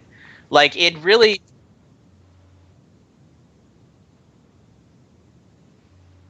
Well, Bill Paxton. He pisses himself. It's pathetic, man. And then he starts peeing himself and he's like, would a national terrorist pee his pants? The best bit in that is though when he's taken him for, because he's a failed used car salesman, isn't he? Who's pretending to be a spy, and he takes Schwarzenegger around, and there's that dream sequence when Schwarzenegger breaks his neck. No, he punches him in the nose. But the best bit about that is when he's talking about Schwarzenegger's wife. And what's he say? I can't remember. It's been a while. It's like she's either got an ass or a tits. Or like a 10-year-old boy. Yeah, make you want to sit up and beg for buttermilk. I'll say this: I was starting to lose hope in the movie, but he kind of brought the movie some time, but he was not in that movie nearly enough. That was the Bill first Paxton. movie I saw when they opened the first American-style massive multiplex in my hometown, and that was the movie on opening night. And obviously, we all went there because just went, "Oh, look, it's a cinema with more than 4 screens." Like more like 50 screens, and Showcase Cinemas, which is now a national brand. We went and we saw that, and I loved it. What I will say about that movie, this is true, and maybe this is why I love it. You got to remember, this was in the year when there were, in the years where there were no Bond movies and the Bond franchise was dead. That movie is officially credited with bringing back the Bond franchise. I can see that. I mean, there was very Bond-esque early on, and they realized that with they basically the people at Metro Goldwyn Mayer, whoever it is, and was Cubby still alive at that point? Said, hang on a minute, there's still a market for espionage, and then that's when they start negotiating, and then obviously GoldenEye came out the next year. Yeah, I mean, like I said, if it had just kept up with the whole action spy thriller thing, I would have been fine with it, but they kill the pacing with the whole B plot with the wife, and they try to make it mean something towards the end, but it just. How far did you get to the end? Because I got up until when they kidnap his daughter. Right, because you think they've exaggerated or gone outside of slight realism. Oh, I know the Harrier jet. I've seen that scene where he basically fires the terrorist when he's hanging off a missile. Come on, Mike, do it for us. You're fired. Yeah, I've seen that scene. I think I saw a clip of that on TV once, but do you know the most sinister sequence in that though, where it goes really, really dark, and then they ruin it. I agree with you, Miguel, actually, because they ruin certain scenes in it by going true or like the espionage, and then they go farcical with an unnecessary plot. And then are you talking about the scene with the camera? No.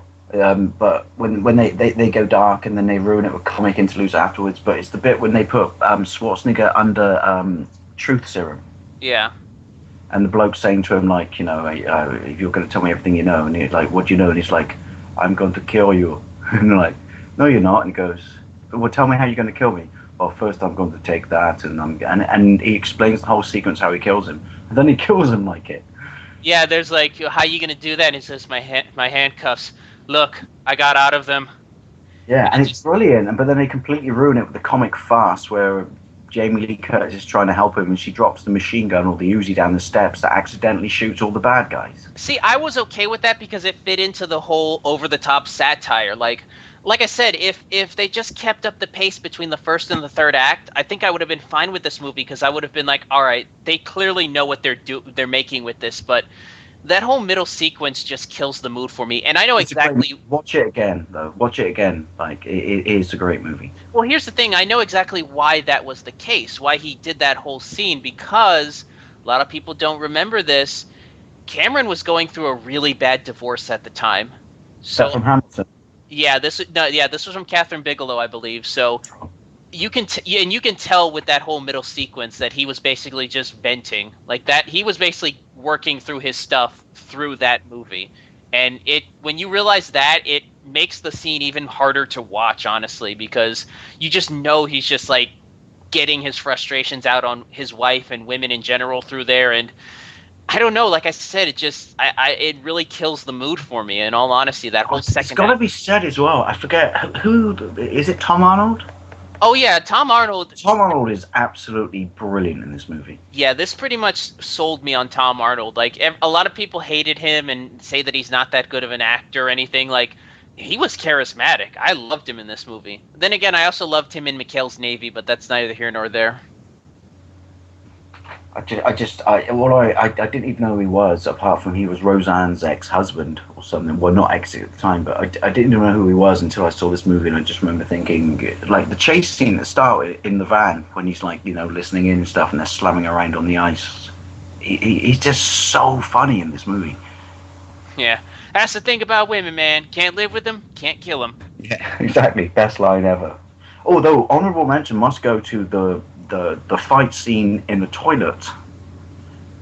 Oh yeah, that was a pretty good scene, and like I said, that's one of those things to where the action in this movie is great. It's just the stuff in the middle, and I will. Horse scene where he goes to jump and it doesn't. Oh yeah, that in scenes like that, that's where the comedy to me works.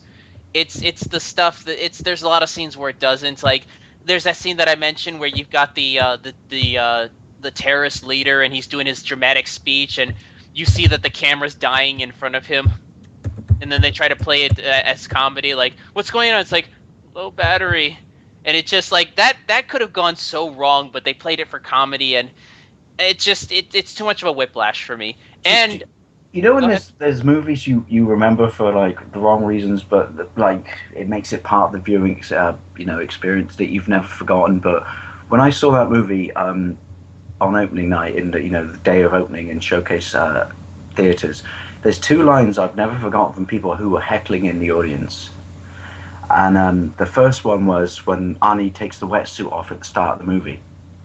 And some bloke at the back just goes, "That's bollocks, why is he still dry?" Because he just takes it off and he's in the perfect tuxedo. Yeah, Mythbusters actually tested that out recently when they were doing their James Bond myths. But the one that really makes me laugh is when he jumps across in the toilet fight and he slides along the floor shooting his gun. Someone else shouted out in the cinema, "Dear God, Arnie, the floor's covered in piss." And I've never forgotten that. That is kind of funny, but I think there's more precedent things to worry about. And I will say this, and I think Burhan might agree with me. It's his third best haircut in Cinema Land, by the way.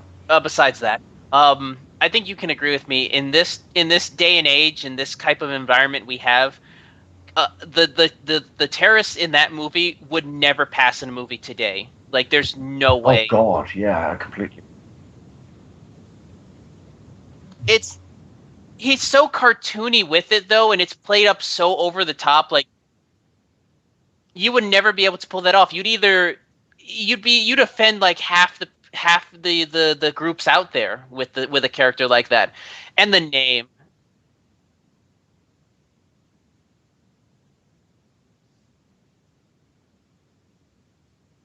Yeah, and I gotta admit, the fact that Cameron wrote them as named Crimson Jihad, that's not even bad enough to be in like a Frank Miller comic book. That's just awful. I could see you coming out with a faction and calling them Crimson Jihad. Yeah, that might. I'm just trying to think. Were there any gadgets in that movie? No. Like, there were little, like, generic gadgets, like, tracking devices and things like that, but nothing over the top like a Bond movie. Hey, listen, you're a wrestling fan as much as I am. You can vouch that it worked. It worked for Muhammad Hassan for a little while.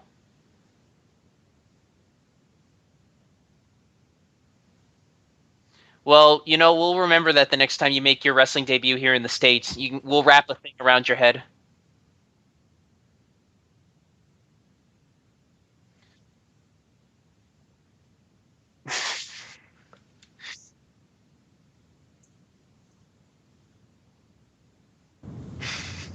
America's bad, okay? Sorry. Well, let's move on to probably his most famous, and this is the one film everybody wants us to talk about. 1997's Titanic. I'll say this about Listen, I will say this there. I'm not a fan of the movie, but I have the utmost respect for it because I agree with you on that, yeah. When you research the type of research that he did and the level of detail that he put into it, and the fact that a good majority of the movie's practical, like, that's a lot of the stuff in there is actually happening, like, it's real. Oh yeah, they built the tilting half deck, didn't they, at the end? That was a real hydraulic deck. It's a visual masterpiece. Like, I really and wasn't it the biggest tank sequence, water tank sequence shot in cinematic history or something? Yes. In fact, it's so big it's actually considered still open water, even though it's a tank, because it's just so massive. Yeah. I'm king of the world. Sorry. Oh, that's only famous because of the internet now. And also, he's done his aliens, sort of group of people he puts in there, because Vasquez is in it, isn't she? Yeah, I think Bill Paxton plays a character in there as well. There's a bunch of other ones. Like the cast was huge in this movie. I do really like that though. The fact that even if they only get cameos, he looks after the people who've looked after him. If that makes sense. Definitely, yeah. Like I said, from a technical standpoint, I adore the movie because I do really respect him and the level of detail that he put into there. But that story, man, like. Oh, that was insufferable, but hit me in the face with an iceberg right now. I'll take that over Celine. I want to right now because you. There are some very great historical observations and accuracies in this movie, though. That must be said about the locking the classes down and stuff. Yeah, I mean, you could tell this was a passion project for him, and it paid off huge. But like I said, the story, it's not a Stephenie Meyer or a Nicholas Sparks in terms of... It should have been just a straight disaster movie, not along the lines of, Towering Inferno, that there should have been character-driven plots in it, but it shouldn't have been turned into a fucking love story. Although, don't get me wrong, I did enjoy seeing Kate Winslet's tits. Oh, yeah. I did enjoy watching Leonardo DiCaprio die. Which is kind of disturbing when you think about the fact that the story's being told by a 90-year-old version of herself. So you got to look at a picture they found of her drawn,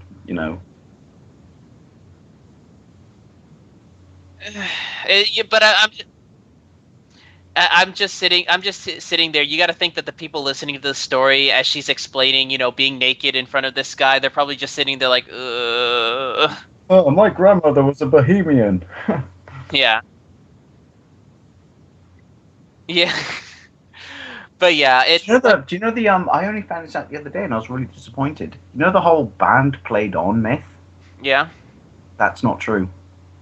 Yeah, I figured that was just a romanticism thing. We watched a brilliant documentary on it the other day, me and my folks, and it turned out right that the bulkhead door, if they just stopped and stayed where they were, they would have been fine till the other boat came along. What was it? The Lusitania? I don't forget. The other boat that was in radio contact. They would have been fine, but the fact that they went forward was their bulkhead doors didn't completely seal like you see in the movie.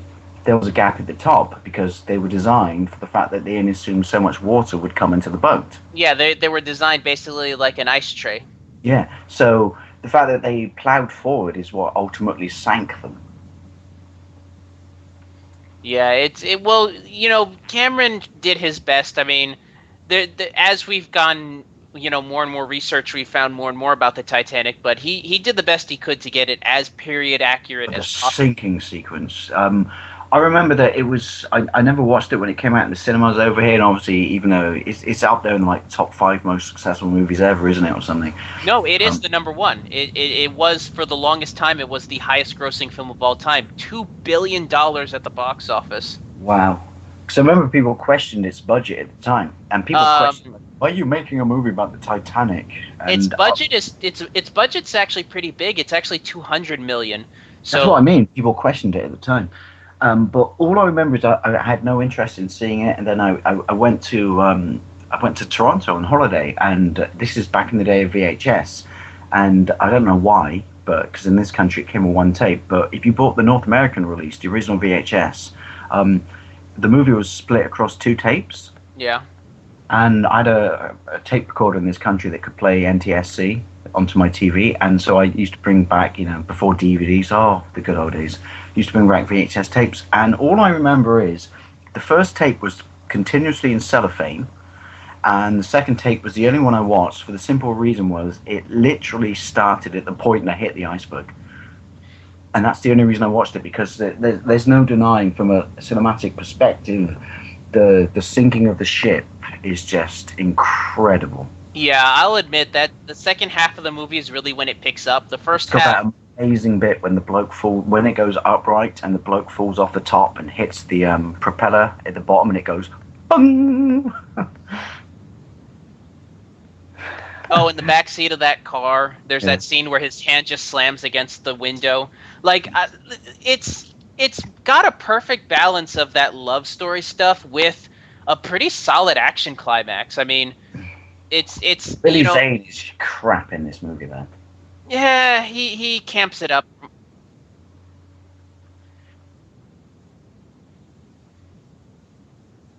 Mm, Boring random fact: Billy Zane dated and stole Kelly Brook from Jason Statham back in the day.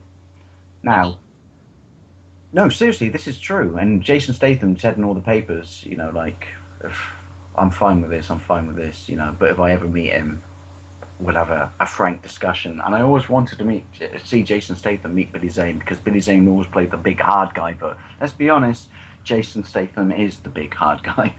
If they ever did a movie, Billy Zane would be Jason Statham's unbearable boss. Like, he'd be some, like, mafioso that would hire Statham as his, like, right-hand man of sorts. Like, I could You know, see that. Statham was actually a British Olympic diver, right?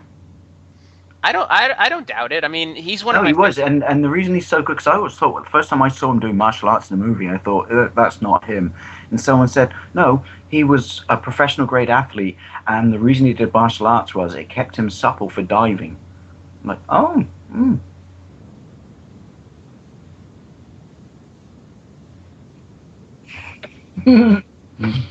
Hey, if you could pull it off, you know. But yeah,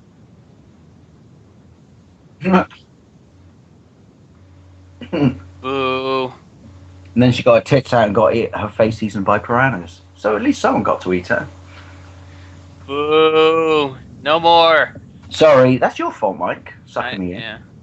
But yeah, I will have to say this. This movie really is an example of something you just don't see anymore, which is a movie that stays in the theaters for long periods of time. I mean, this movie was huge. This movie was at the top of the box office. It got 4 re-releases. Yeah, I think it was a combined 8 months it spent in the top spot, in the #1 spot. I mean, they were writing articles about, 3 months later, it's still in the #1. 5 months later, it's still there. Like, you don't see that anymore nowadays.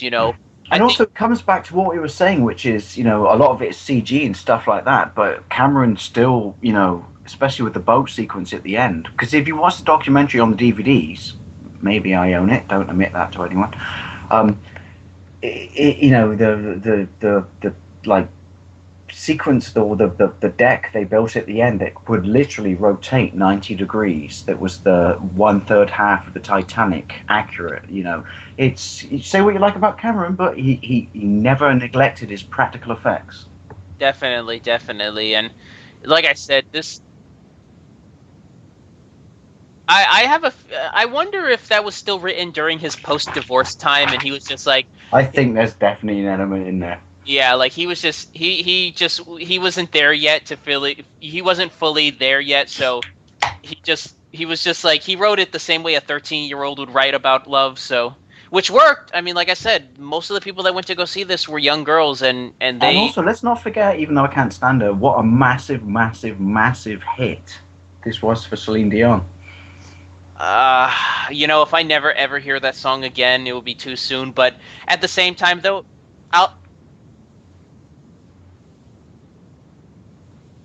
I will say True this. story. I got thrown out of the cathedral, the Montreal Cathedral, when I went there. I was showing someone from Ireland around when I lived in downtown Montreal, and I said, like, "Hey, this is the cathedral, and there's a special part that's only reserved for Celine Dion." And they're like, "Are you kidding me?" I went, "No, there's a special part that's only reserved for Celine Dion."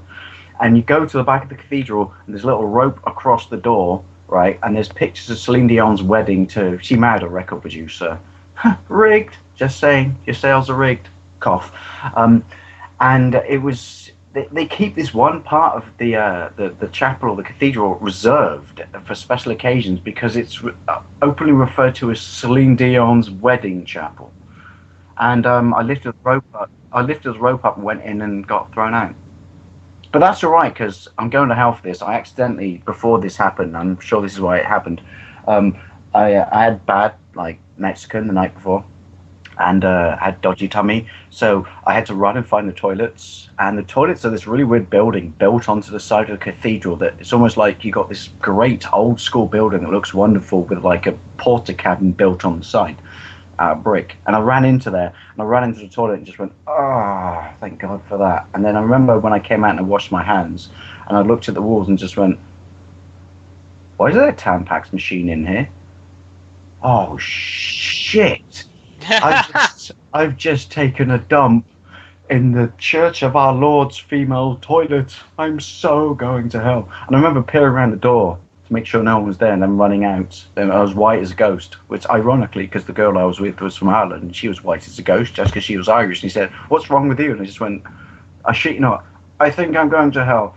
I just took a shit in the girl's toilet in a church. Fuck.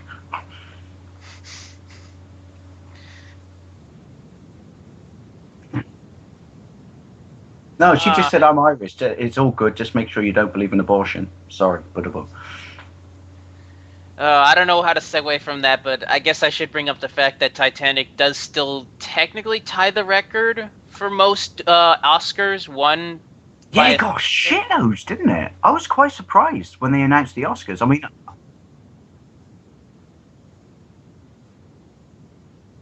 we mentioned that, yes, it is, and it was beaten out by.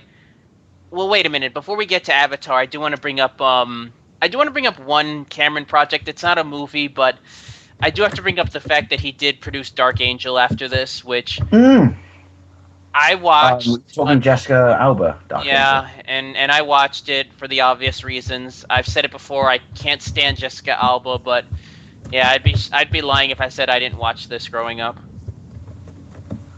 I watched 4 episodes and just went, I think I'm going to go back to Buffy. You were probably more mature than I was then. I doubt that. I hang out with Mike.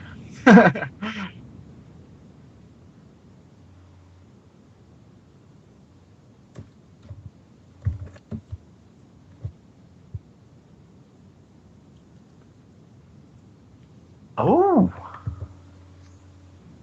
But yeah,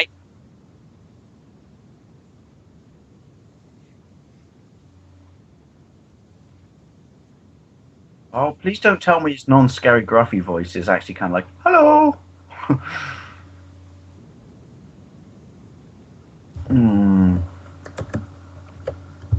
Yeah, I figured that's worth mentioning because that was a big hit for him too. It's one of the few genre pictures that genre TV shows that I can think of that was successful on Fox. It only ran for 3 seasons, didn't it? Yeah, and I think it was only 2 seasons. I thought it got cancelled because it wasn't successful. Because it ran for 3 seasons, didn't it? Oh. It was 2 seasons. But yeah, I think I had heard something about that where Alba basically wanted to leave, and they figured they couldn't continue the show after that, so they just made a series finale. Fair enough. But yeah, I guess we got to go into the big movie. 2009. Can I just quickly round off Titanic to people out there, even though we've all taken the piss out of it. If you enjoy great cinematography and production values and practical effects, and just even if you don't invest in the story, it's a movie worth watching just to understand how a solid, great director just makes a brilliant movie. It's worth watching for the director alone, not just the content that he made, if that makes sense. Well, here's the thing. I would recommend it. I don't like it, but I would recommend it to anyone who's a fan of cinema. Here's the thing. I get why Titanic made the money that it did, because it is a very impressive film when you look at it. Birds all just went, oh, it's a love story. I love it. But I can't understand why 2009's Avatar was as successful as it was. I saw it in the theater. I just have to really quick say one more anecdote. Okay, go ahead. Sorry, it's a good one, where I worked out an entire flight on a 747 flying overseas, which was the movie they were showing on the plane was Titanic. Okay. And I said to the stewardess, and the people around me heard it and said, like, I can't believe you're showing this. It's a disaster movie, and you're showing it on a plane. And she goes, yes, but it's got a boat. you know? We're in a plane. And I went, yes, but what's beneath us? And what do we crash into if your plane fails? She went, oh my God. Fucking sea. I just thought it was a really odd movie to play on a plane. The last movie I saw on a plane was Heartbreakers, that Sigourney Weaver romantic comedy. I let's put it this way, I saw it on a plane and I almost walked out. But yeah, that's neither. That movie was awful. But going back to Avatar, I saw it in the theaters. I didn't see it in 3D. I just kind of saw it as it is, and it's an okay movie. I just don't understand the hype. I don't understand why this movie was the one that people latched onto. I don't understand it. And the fact that not only did people latch onto it, but it made almost $3 billion at the box office. It beat out Cameron's original movie, Titanic, as the #1 highest grossing film of all time, which I'll say that about Cameron. You know, he goes away after Titanic, which, you know, becomes the highest grossing film in the history, comes back 7 years later to do Avatar, and does it again. Like, say what you want about James Cameron, that's impressive. But that's because, you know, forget what he gets paid and forget, you know, what people say, like, oh, he's not worth Disney's blockbuster bloke. At heart, he's a man with vision and only follows what he thinks is, you know, well, not bankable. He follows, you know, his own projects. He follows his dreams. He sees them through. He's got integrity, is what I'm trying to say. No, I agree. I agree, and like I said, I don't think Avatar's a bad movie. I just think I don't understand why this movie made as much money as it did. Why this movie was the blockbuster. Miguel, remember, it did have unobtainium. Yeah, and this movie, we talked about Cameron and how some of his projects seem a little bit maybe plagiarized or lazy. This is one of his laziest scripts out there. I mean, it's basically, it's Dances with Wolves, it's Fern Gully, it's Pocahontas, it's... They I saw...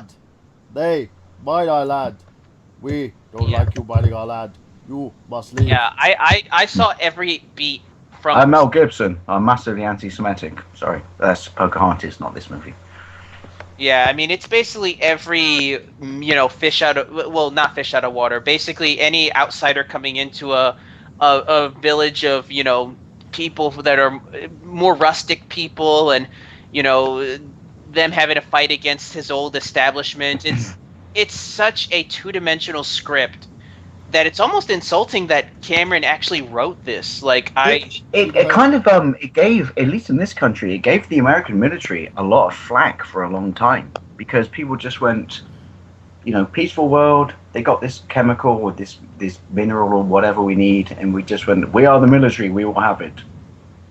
And then people just went, oh, it's so typically American, and it's like, no, do your history on wars and shit. That's not how things happen. But it did actually cause an anti-American army backlash in this country, believe it or not.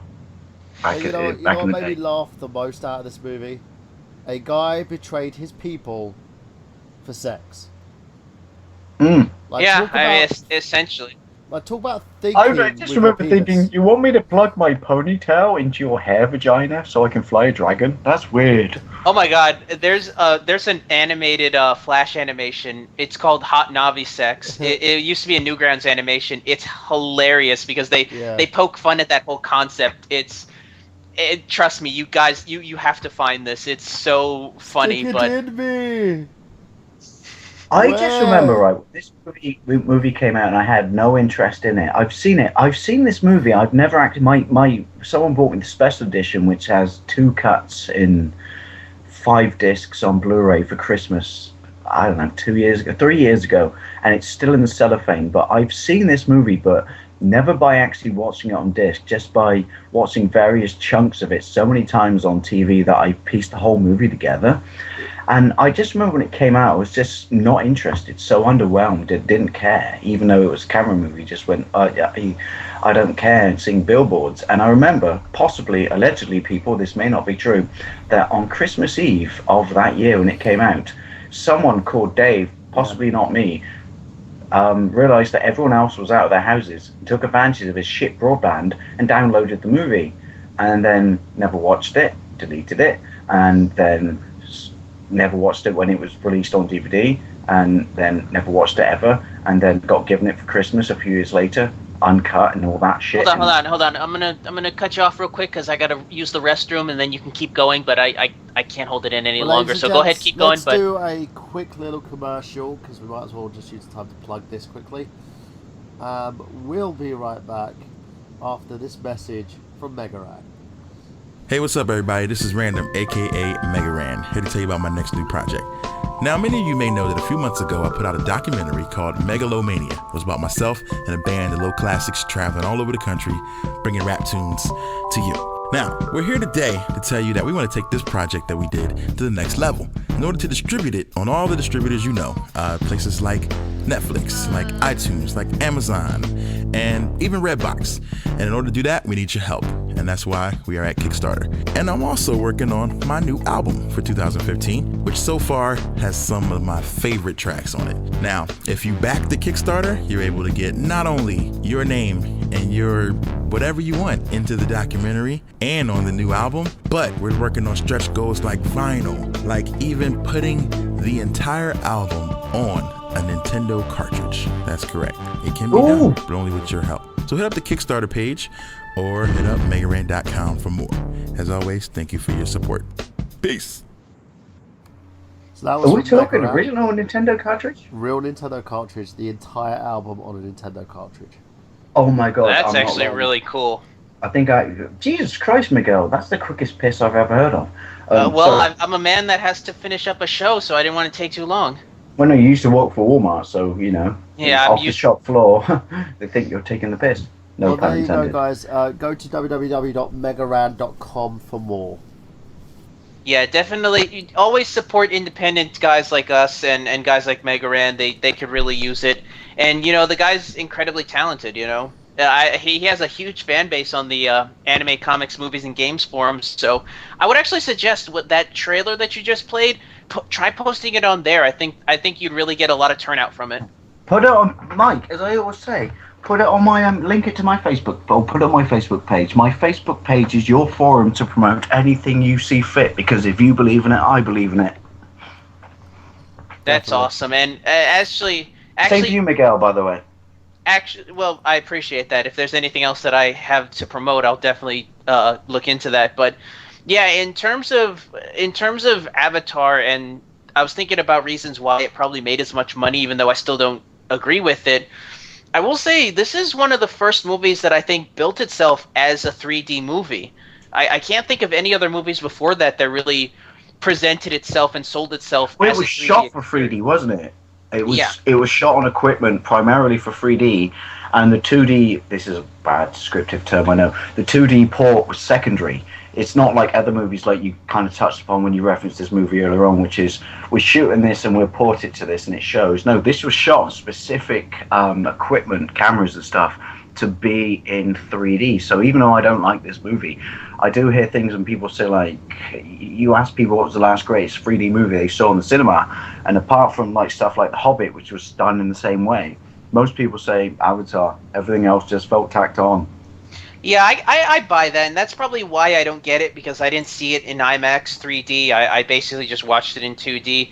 And that's kind of my big problem, though, is if you strip away the 3D aspect, it's kind of just an okay film. Like, it doesn't have the same grandiose scale that a lot of other Cameron movies have. Like, it doesn't You don't have... care for anyone on it. Like, you know, let's be honest, take stuff like Aliens. You know, even Titanic, even though I'm not a massive fan of it, you cared about Kate Winslet, you cared about Leonardo. You know, Aliens, you cared about people like Hudson. In this movie, honestly, And maybe it's because I don't I just couldn't invest or give a shit about anyone in. They didn't feel realistic. I agree. Yeah, I mean, the only character I cared about was Sigourney Weaver, and that's only because it's Sigourney Weaver. Otherwise, and they tried too hard. They wanted to make you feel for Sam Rockwell, which is, and sorry, this is going to sound horrible. Hopefully this comes out the right way. Which is, oh no, I've lost my legs. This is going to be my whole new life. And I felt like, no, you're trying to anchor. You're trying to. That was the other Sam guy. Worthington. Sam Worthington. I said, yeah, I get them confused because they both start with Sam. I sometimes get him confused with Sam Huntington. But that he's definitely not that. Sam Huntington. It felt to me right at the start of the movie. It just went, you must care about this character, and I'm like, no, this isn't a Cameron movie. This isn't any movie. You don't tell me or set the premise up that I should immediately care about someone. You should show me their personality and make me want to invest in the individual.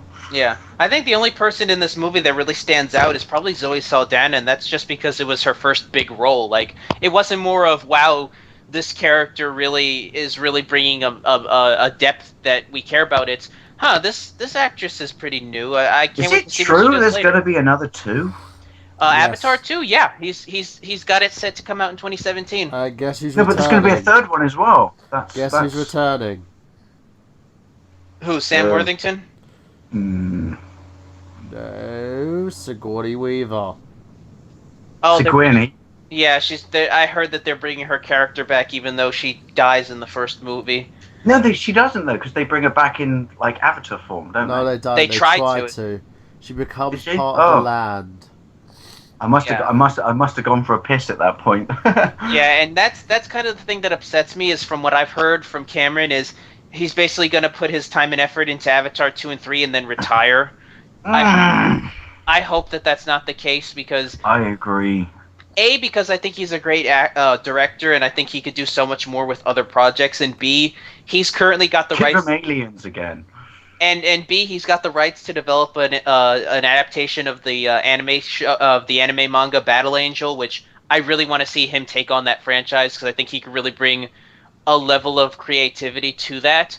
James Cameron doing an anime, I'm sold on it, but I don't know. Avatar. There's not much to the idea of Avatar. Like, where else can you go with another planet? They migrate to somewhere else, and then they're under threat from someone trying to rain on their resources. It was such a one-shot deal. Well, here's another question I want to bring up because if they do hit their 2017 mark, it's going to be like what 8 years actually since Avatar, the first Avatar came out. Do you think it's going to be able to keep up the success that Avatar, the first one, did? No, but at the same time, I think at this point, even though his movies are sporadic, if you put his name on anything, it automatically guarantees at least some box office draw. Oh yeah, I think I could see this movie making like $200 million opening day just on the name.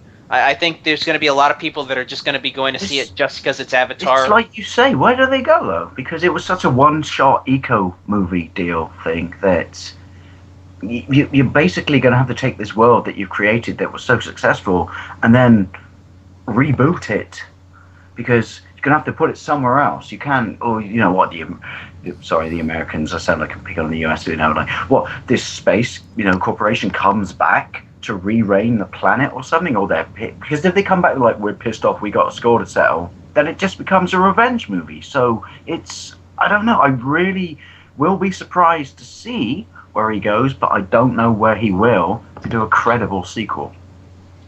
Yeah, I just don't think it needs a sequel. The story had closure. I didn't necessarily think it was that good a movie myself. It was nice. The effects were great. It looked very nice and shiny. Oh, the effects were phenomenal. The acting just, for me, seemed kind of wooden. And the story of the characters seemed lacking, And the whole unobtainium thing was like, oh, God, is that the MacGuffin? Okay, fine. Yeah. And as my mate said, this is not me being, gross, but this is what my mate said, which is, right, so he's technically in like a virtual reality booth somewhere, and he's just had sex with that chick in his avatar form. Isn't he going to wake up in his booth all spoogy? Well, it goes deeper than that when you think about it, because they established that that's how they have sex, is by plugging their hair into each other, but they also do that to create a connection with the animals as well in the land. So Animal rape. Isn't that illegal? not on that planet apparently. Bestiality is like common thing. I think Cameron was watching too much animal porn when he did that shit. I think they should go X-Men Days of Future Past, and this will be a futuristic world of this where they're being punished for their horrific crimes. Yeah, I mean to put that in, that would literally be like if I just walked around and started sticking my dick into trees. Exactly. I wonder why am I here, sir? I'm sorry, but you're here because, quite frankly, your loincloth doesn't cover up fuck all. You rape dragons, you have sex with animals, and you fuck the wildlife. Quite frankly, sir, you're a disgrace. Slams hammer. Dismissed. Oh, send in Disney. Yeah, but I mean, Avatar is what it is, and we're going to be getting a sequel whether we like it or not. Do you know what really is really funny? It's every time I have a little, I'm not anal, but I do it for Slamcast as well. Every time we do these podcasts, I have a little pad of paper next to me and write shit down just because I've got a brilliant memory, but I always forget that, like, the stuff that I really want to watch as opposed to like everyday stuff. So I always write down movies and my brain's just going, must watch Avatar. And I'm thinking, why? Because it's been sealed in cellophane for 2 years. Why interrupt that wonderful relationship right now? You know what really annoyed me about this movie? Ian, by the way, Ian, if you're listening to this, The Last Airbender in it. Yeah. Sorry, Can I just say, Ian, my twin brother Ian, if you're listening to this podcast right now, which you're not, and second of all, why not, you fucking wanker? But if you are, I mean, I love Avatar. I've watched it many, many times. I've never left it on my shelf, and it has a thin veneer of dust on it. Did you say Elvis Star? No, he said Avatar. I heard him. Oh. It's funny you say that, though, Mike, because my twin brother is a massive Elvis fan. So. Sure ain't all good. In fact, Ian, this Christmas, get me a fucking Elvis fucking record. Don't just go to the fucking supermarket and just go, here's a movie, I'll buy that for Dave. I have all the albums, by the way. Just saying. I love Elvis. I do too. And Johnny Cash. No beat. Well, that's neither here nor there because this isn't a music show. This is a movie show. Johnny Cash or Elvis Presley. Well, okay. The movie by Cameron. Shall we sum up our Cameron retrospective to what he did previously and what he's done now? Because to me, it seems the older he's getting, the more he doesn't give a fuck. He's concentrating a lot more on the effects. The more he's drifting away from where he started. Yeah. Yeah, I don't think he's a bad director. I think he's just kind of buying into his own hype. I don't even think that. I think he's becoming more... He's playing around more with the visuals than working on stuff like story and structure and pacing that he used to do so well. He's kind of like, I want to make this big, I want to make this better, I want to make it like a big, expansive Sigourney world. Weaver! But what about the story? Yeah, fuck the story. Let's just make it big and expansive. What about the MacGuffin, sir? Adaptanium. Really? Yeah, Adaptanium. Fine. Okay. Well, Adamantium was copywritten by. I was just going to say, if you implanted, that was where I was going, Miguel. If you implanted that on someone's skeleton and gave them claws, would they win in a fight with Wolverine? No, because it would be unobtainable. Yeah, I don't know where unobtainium falls on the metallurgy scale, whether it's better or worse than adamantium. But I'm sure there's a scale out there that can measure that. So I'll have to look into that. But I agree with Burhan. I think James Cameron has a lot of skill, but I wonder if he is falling back on his laurels, because of the fact that he's, got the 2 most successful films of all time. So we'll have to see what he does with Avatar 2. Hopefully he breaks... I think I know what his problem is in a nutshell. Yeah. Which is, he started being, Mr. Practical Guy, Mr. milking his limited budget, and rightly so, he got bigger budgets because he's a talented director, and then obviously his name became, marketable, and it went to his head, like Mike said, and stuff like that. But I think he kind of... And it was good because he pioneered these special effects that we take for granted now, such as morphing and early CGI. But I think he's kind of become obsessed with that, which is how far can I show a story with shiny graphics as opposed to do what he used to do, which is tell a story. He's fallen in love with the visuals, special effects. Yeah, basically. And it used to be he had no money, so he had to find the workaround. But now he's got the money, and I kind of some degree understand why, which is like, well, you know, I've got a unlimited signed off check. I can do whatever I want. But it's like, well, it's like, I guess what I want to say is some directors, and it's kind of hard. I can't. Yeah, I can't directly put this on Cameron because he still does produce, to, you know, for some people, and has to me until Avatar, even though I haven't liked all his movies, but I like some stuff in it. But some directors are better used when they're inhibited by restraints, if that makes sense. No, I agree with you. Whether it's financial. When you look at the restraints that they have, they're usually far better at storytelling. Like, look at Raimi. Raimi was amazing at storytelling. Then he was given a budget. Yeah. The bigger the budget, the Although, less he that gave a said, fuck. I would say that's the opposite to Jackson. Peter Jackson, yeah, I agree. He's more. He's still got his low budget laurels on him, so Yeah. I He's can't still really. got vision in what he wants to put on the screen. And I feel with him, it's like, I will do it in whatever means suits the scene. If that's CGI, I will do it. Or if it's that brilliant, and they explain it on The Hobbit, that brilliant trick of the eye where you just have someone in the background to make them look smaller. You know, not because it saves money on the budget, but because it just looks better on camera. He's focused in the end product. Cameron, I just think, these days, now at least, unlike he did originally, just goes like, how are you going to do this scene? You've written it in. You've said like some bloke has to fly off the sun towards the moon and punch it and high five it. How are you going to do that? Oh, we'll worry about that in fucking post production with CG. Yeah. Anyone else got that unobtainable MacGuffin? Anyone? Yep.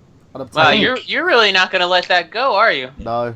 I don't so think he's a lazy. bad director by any means anymore, but I think that little bit of his fire in his belly, or his passion that was forced upon him by having to work within limitations and restrictions, has gone.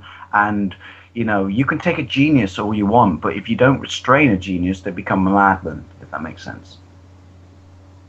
It's like the whole thing where it's like that whole thing with the Fantastic Four movie where we find out that Doctor Doom apparently is an internet troll.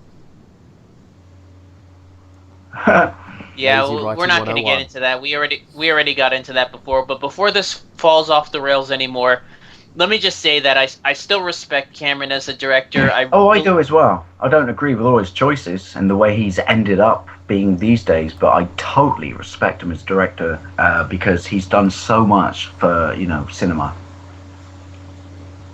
Okay, then that was our James Cameron retrospective. You guys want to get the plugs out of the way? Burhan, we'll start with you. www.nerdgenius.com, youtube.com/TheNerdGenius, Fun and Destiny review, and also a Call of Duty Advanced Warfare. I've got 2 more reviews coming tomorrow, Tales of Heart R, and after a bit of a mishap with Namco Bandai, I'm also doing Digimon Rumble Arena, because apparently they sent me that code as well. Whoops. So I'm going to be doing that. Expect my review of WWE 2K15 the week after. And also, by the end of this week, we are putting out the Silent Hill Kickstarter. To everyone who watches our shows, who listens to me, who loves my sexy voice, I am also a director. I'm also someone who's got a dream and a vision. I'm also someone who wants to make people very successful and to put out something where we have a company that actually does storytelling. Shock horror. And he made me a screaming baby, people. Remember that. Yes. So if you want to donate to something, if you've got a little bit of spare change, we're looking at anything from donating from $1 to £1 to whatever you can afford. Donate to this cause. Please help us. Please help us reach our goal of 150k is what we need, so that I can move this project to Vancouver, get it shot, get it to Japan to actually get Konami to sign off on it, and get it made into a series. Yes, folks, make sure you do it, because if you do, you'll get my love and sincere gratitude, and we also have loads of perks and other little bits and pieces as well. So check out for that. That's going to be Friday or Saturday this week, where I'll be releasing the pitch video and the Indiegogo page as well. So we love you all. Take a look at all my other projects as well. You love the law. Yes, I am the law. And clickety-clack on that like button as well. And watch out for loads of other stuff that's coming. Loads of projects coming up. And hopefully they'll all be out there before I end up probably killing myself. Who knows? Love you guys, and thank you for everyone that keeps watching. Dave, you got anything you want to add to that? Go and support Mike, people, as well. Not only just because, you know, he's on this podcast, but, you know, much like you, Miguel, he's one of my best friends, and I believe wholeheartedly in this project. And as I said, Mike, feel free to use my Facebook page and my YouTube channel in any way whatsoever to promote this, because I believe in it and I believe in you. Yes.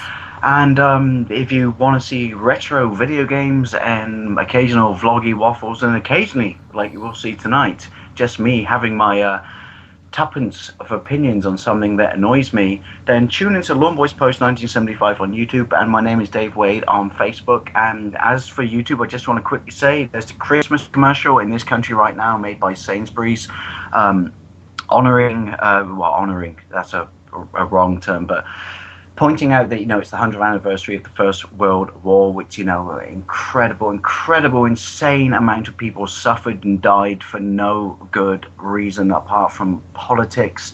And there's a commercial that apparently I'm the only person who understood and accepted that it did was a good thing, which is they don't even have product placement or branding placement in it, even though it's by a supermarket, and everyone's given it so much heat. So I gave my 2 pennies on it, which is, can't you just accept it for what it is, which is it's a good thing.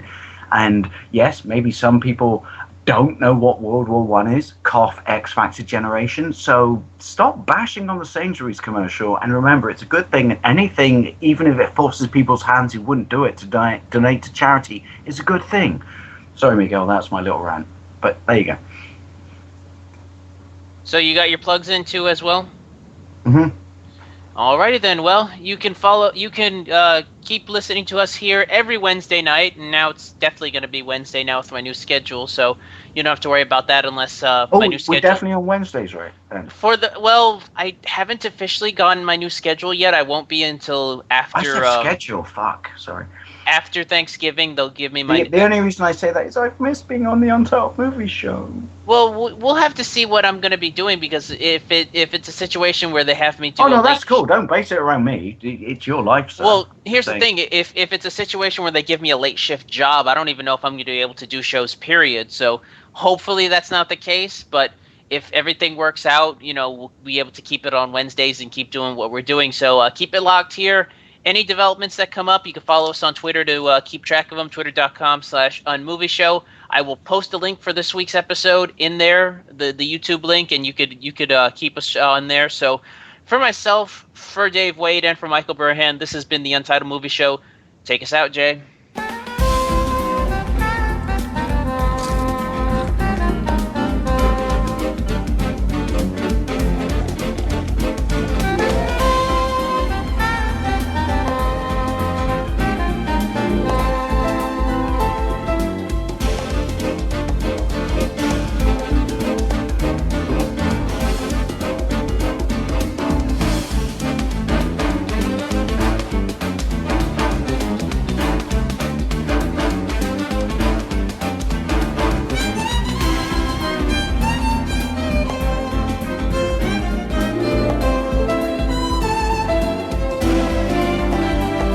Celebrity voices are impersonated. No celebrities were harmed in the filming of this episode.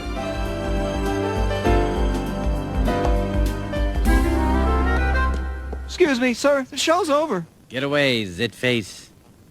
Unobtainium. Think about it. All right, are we clear?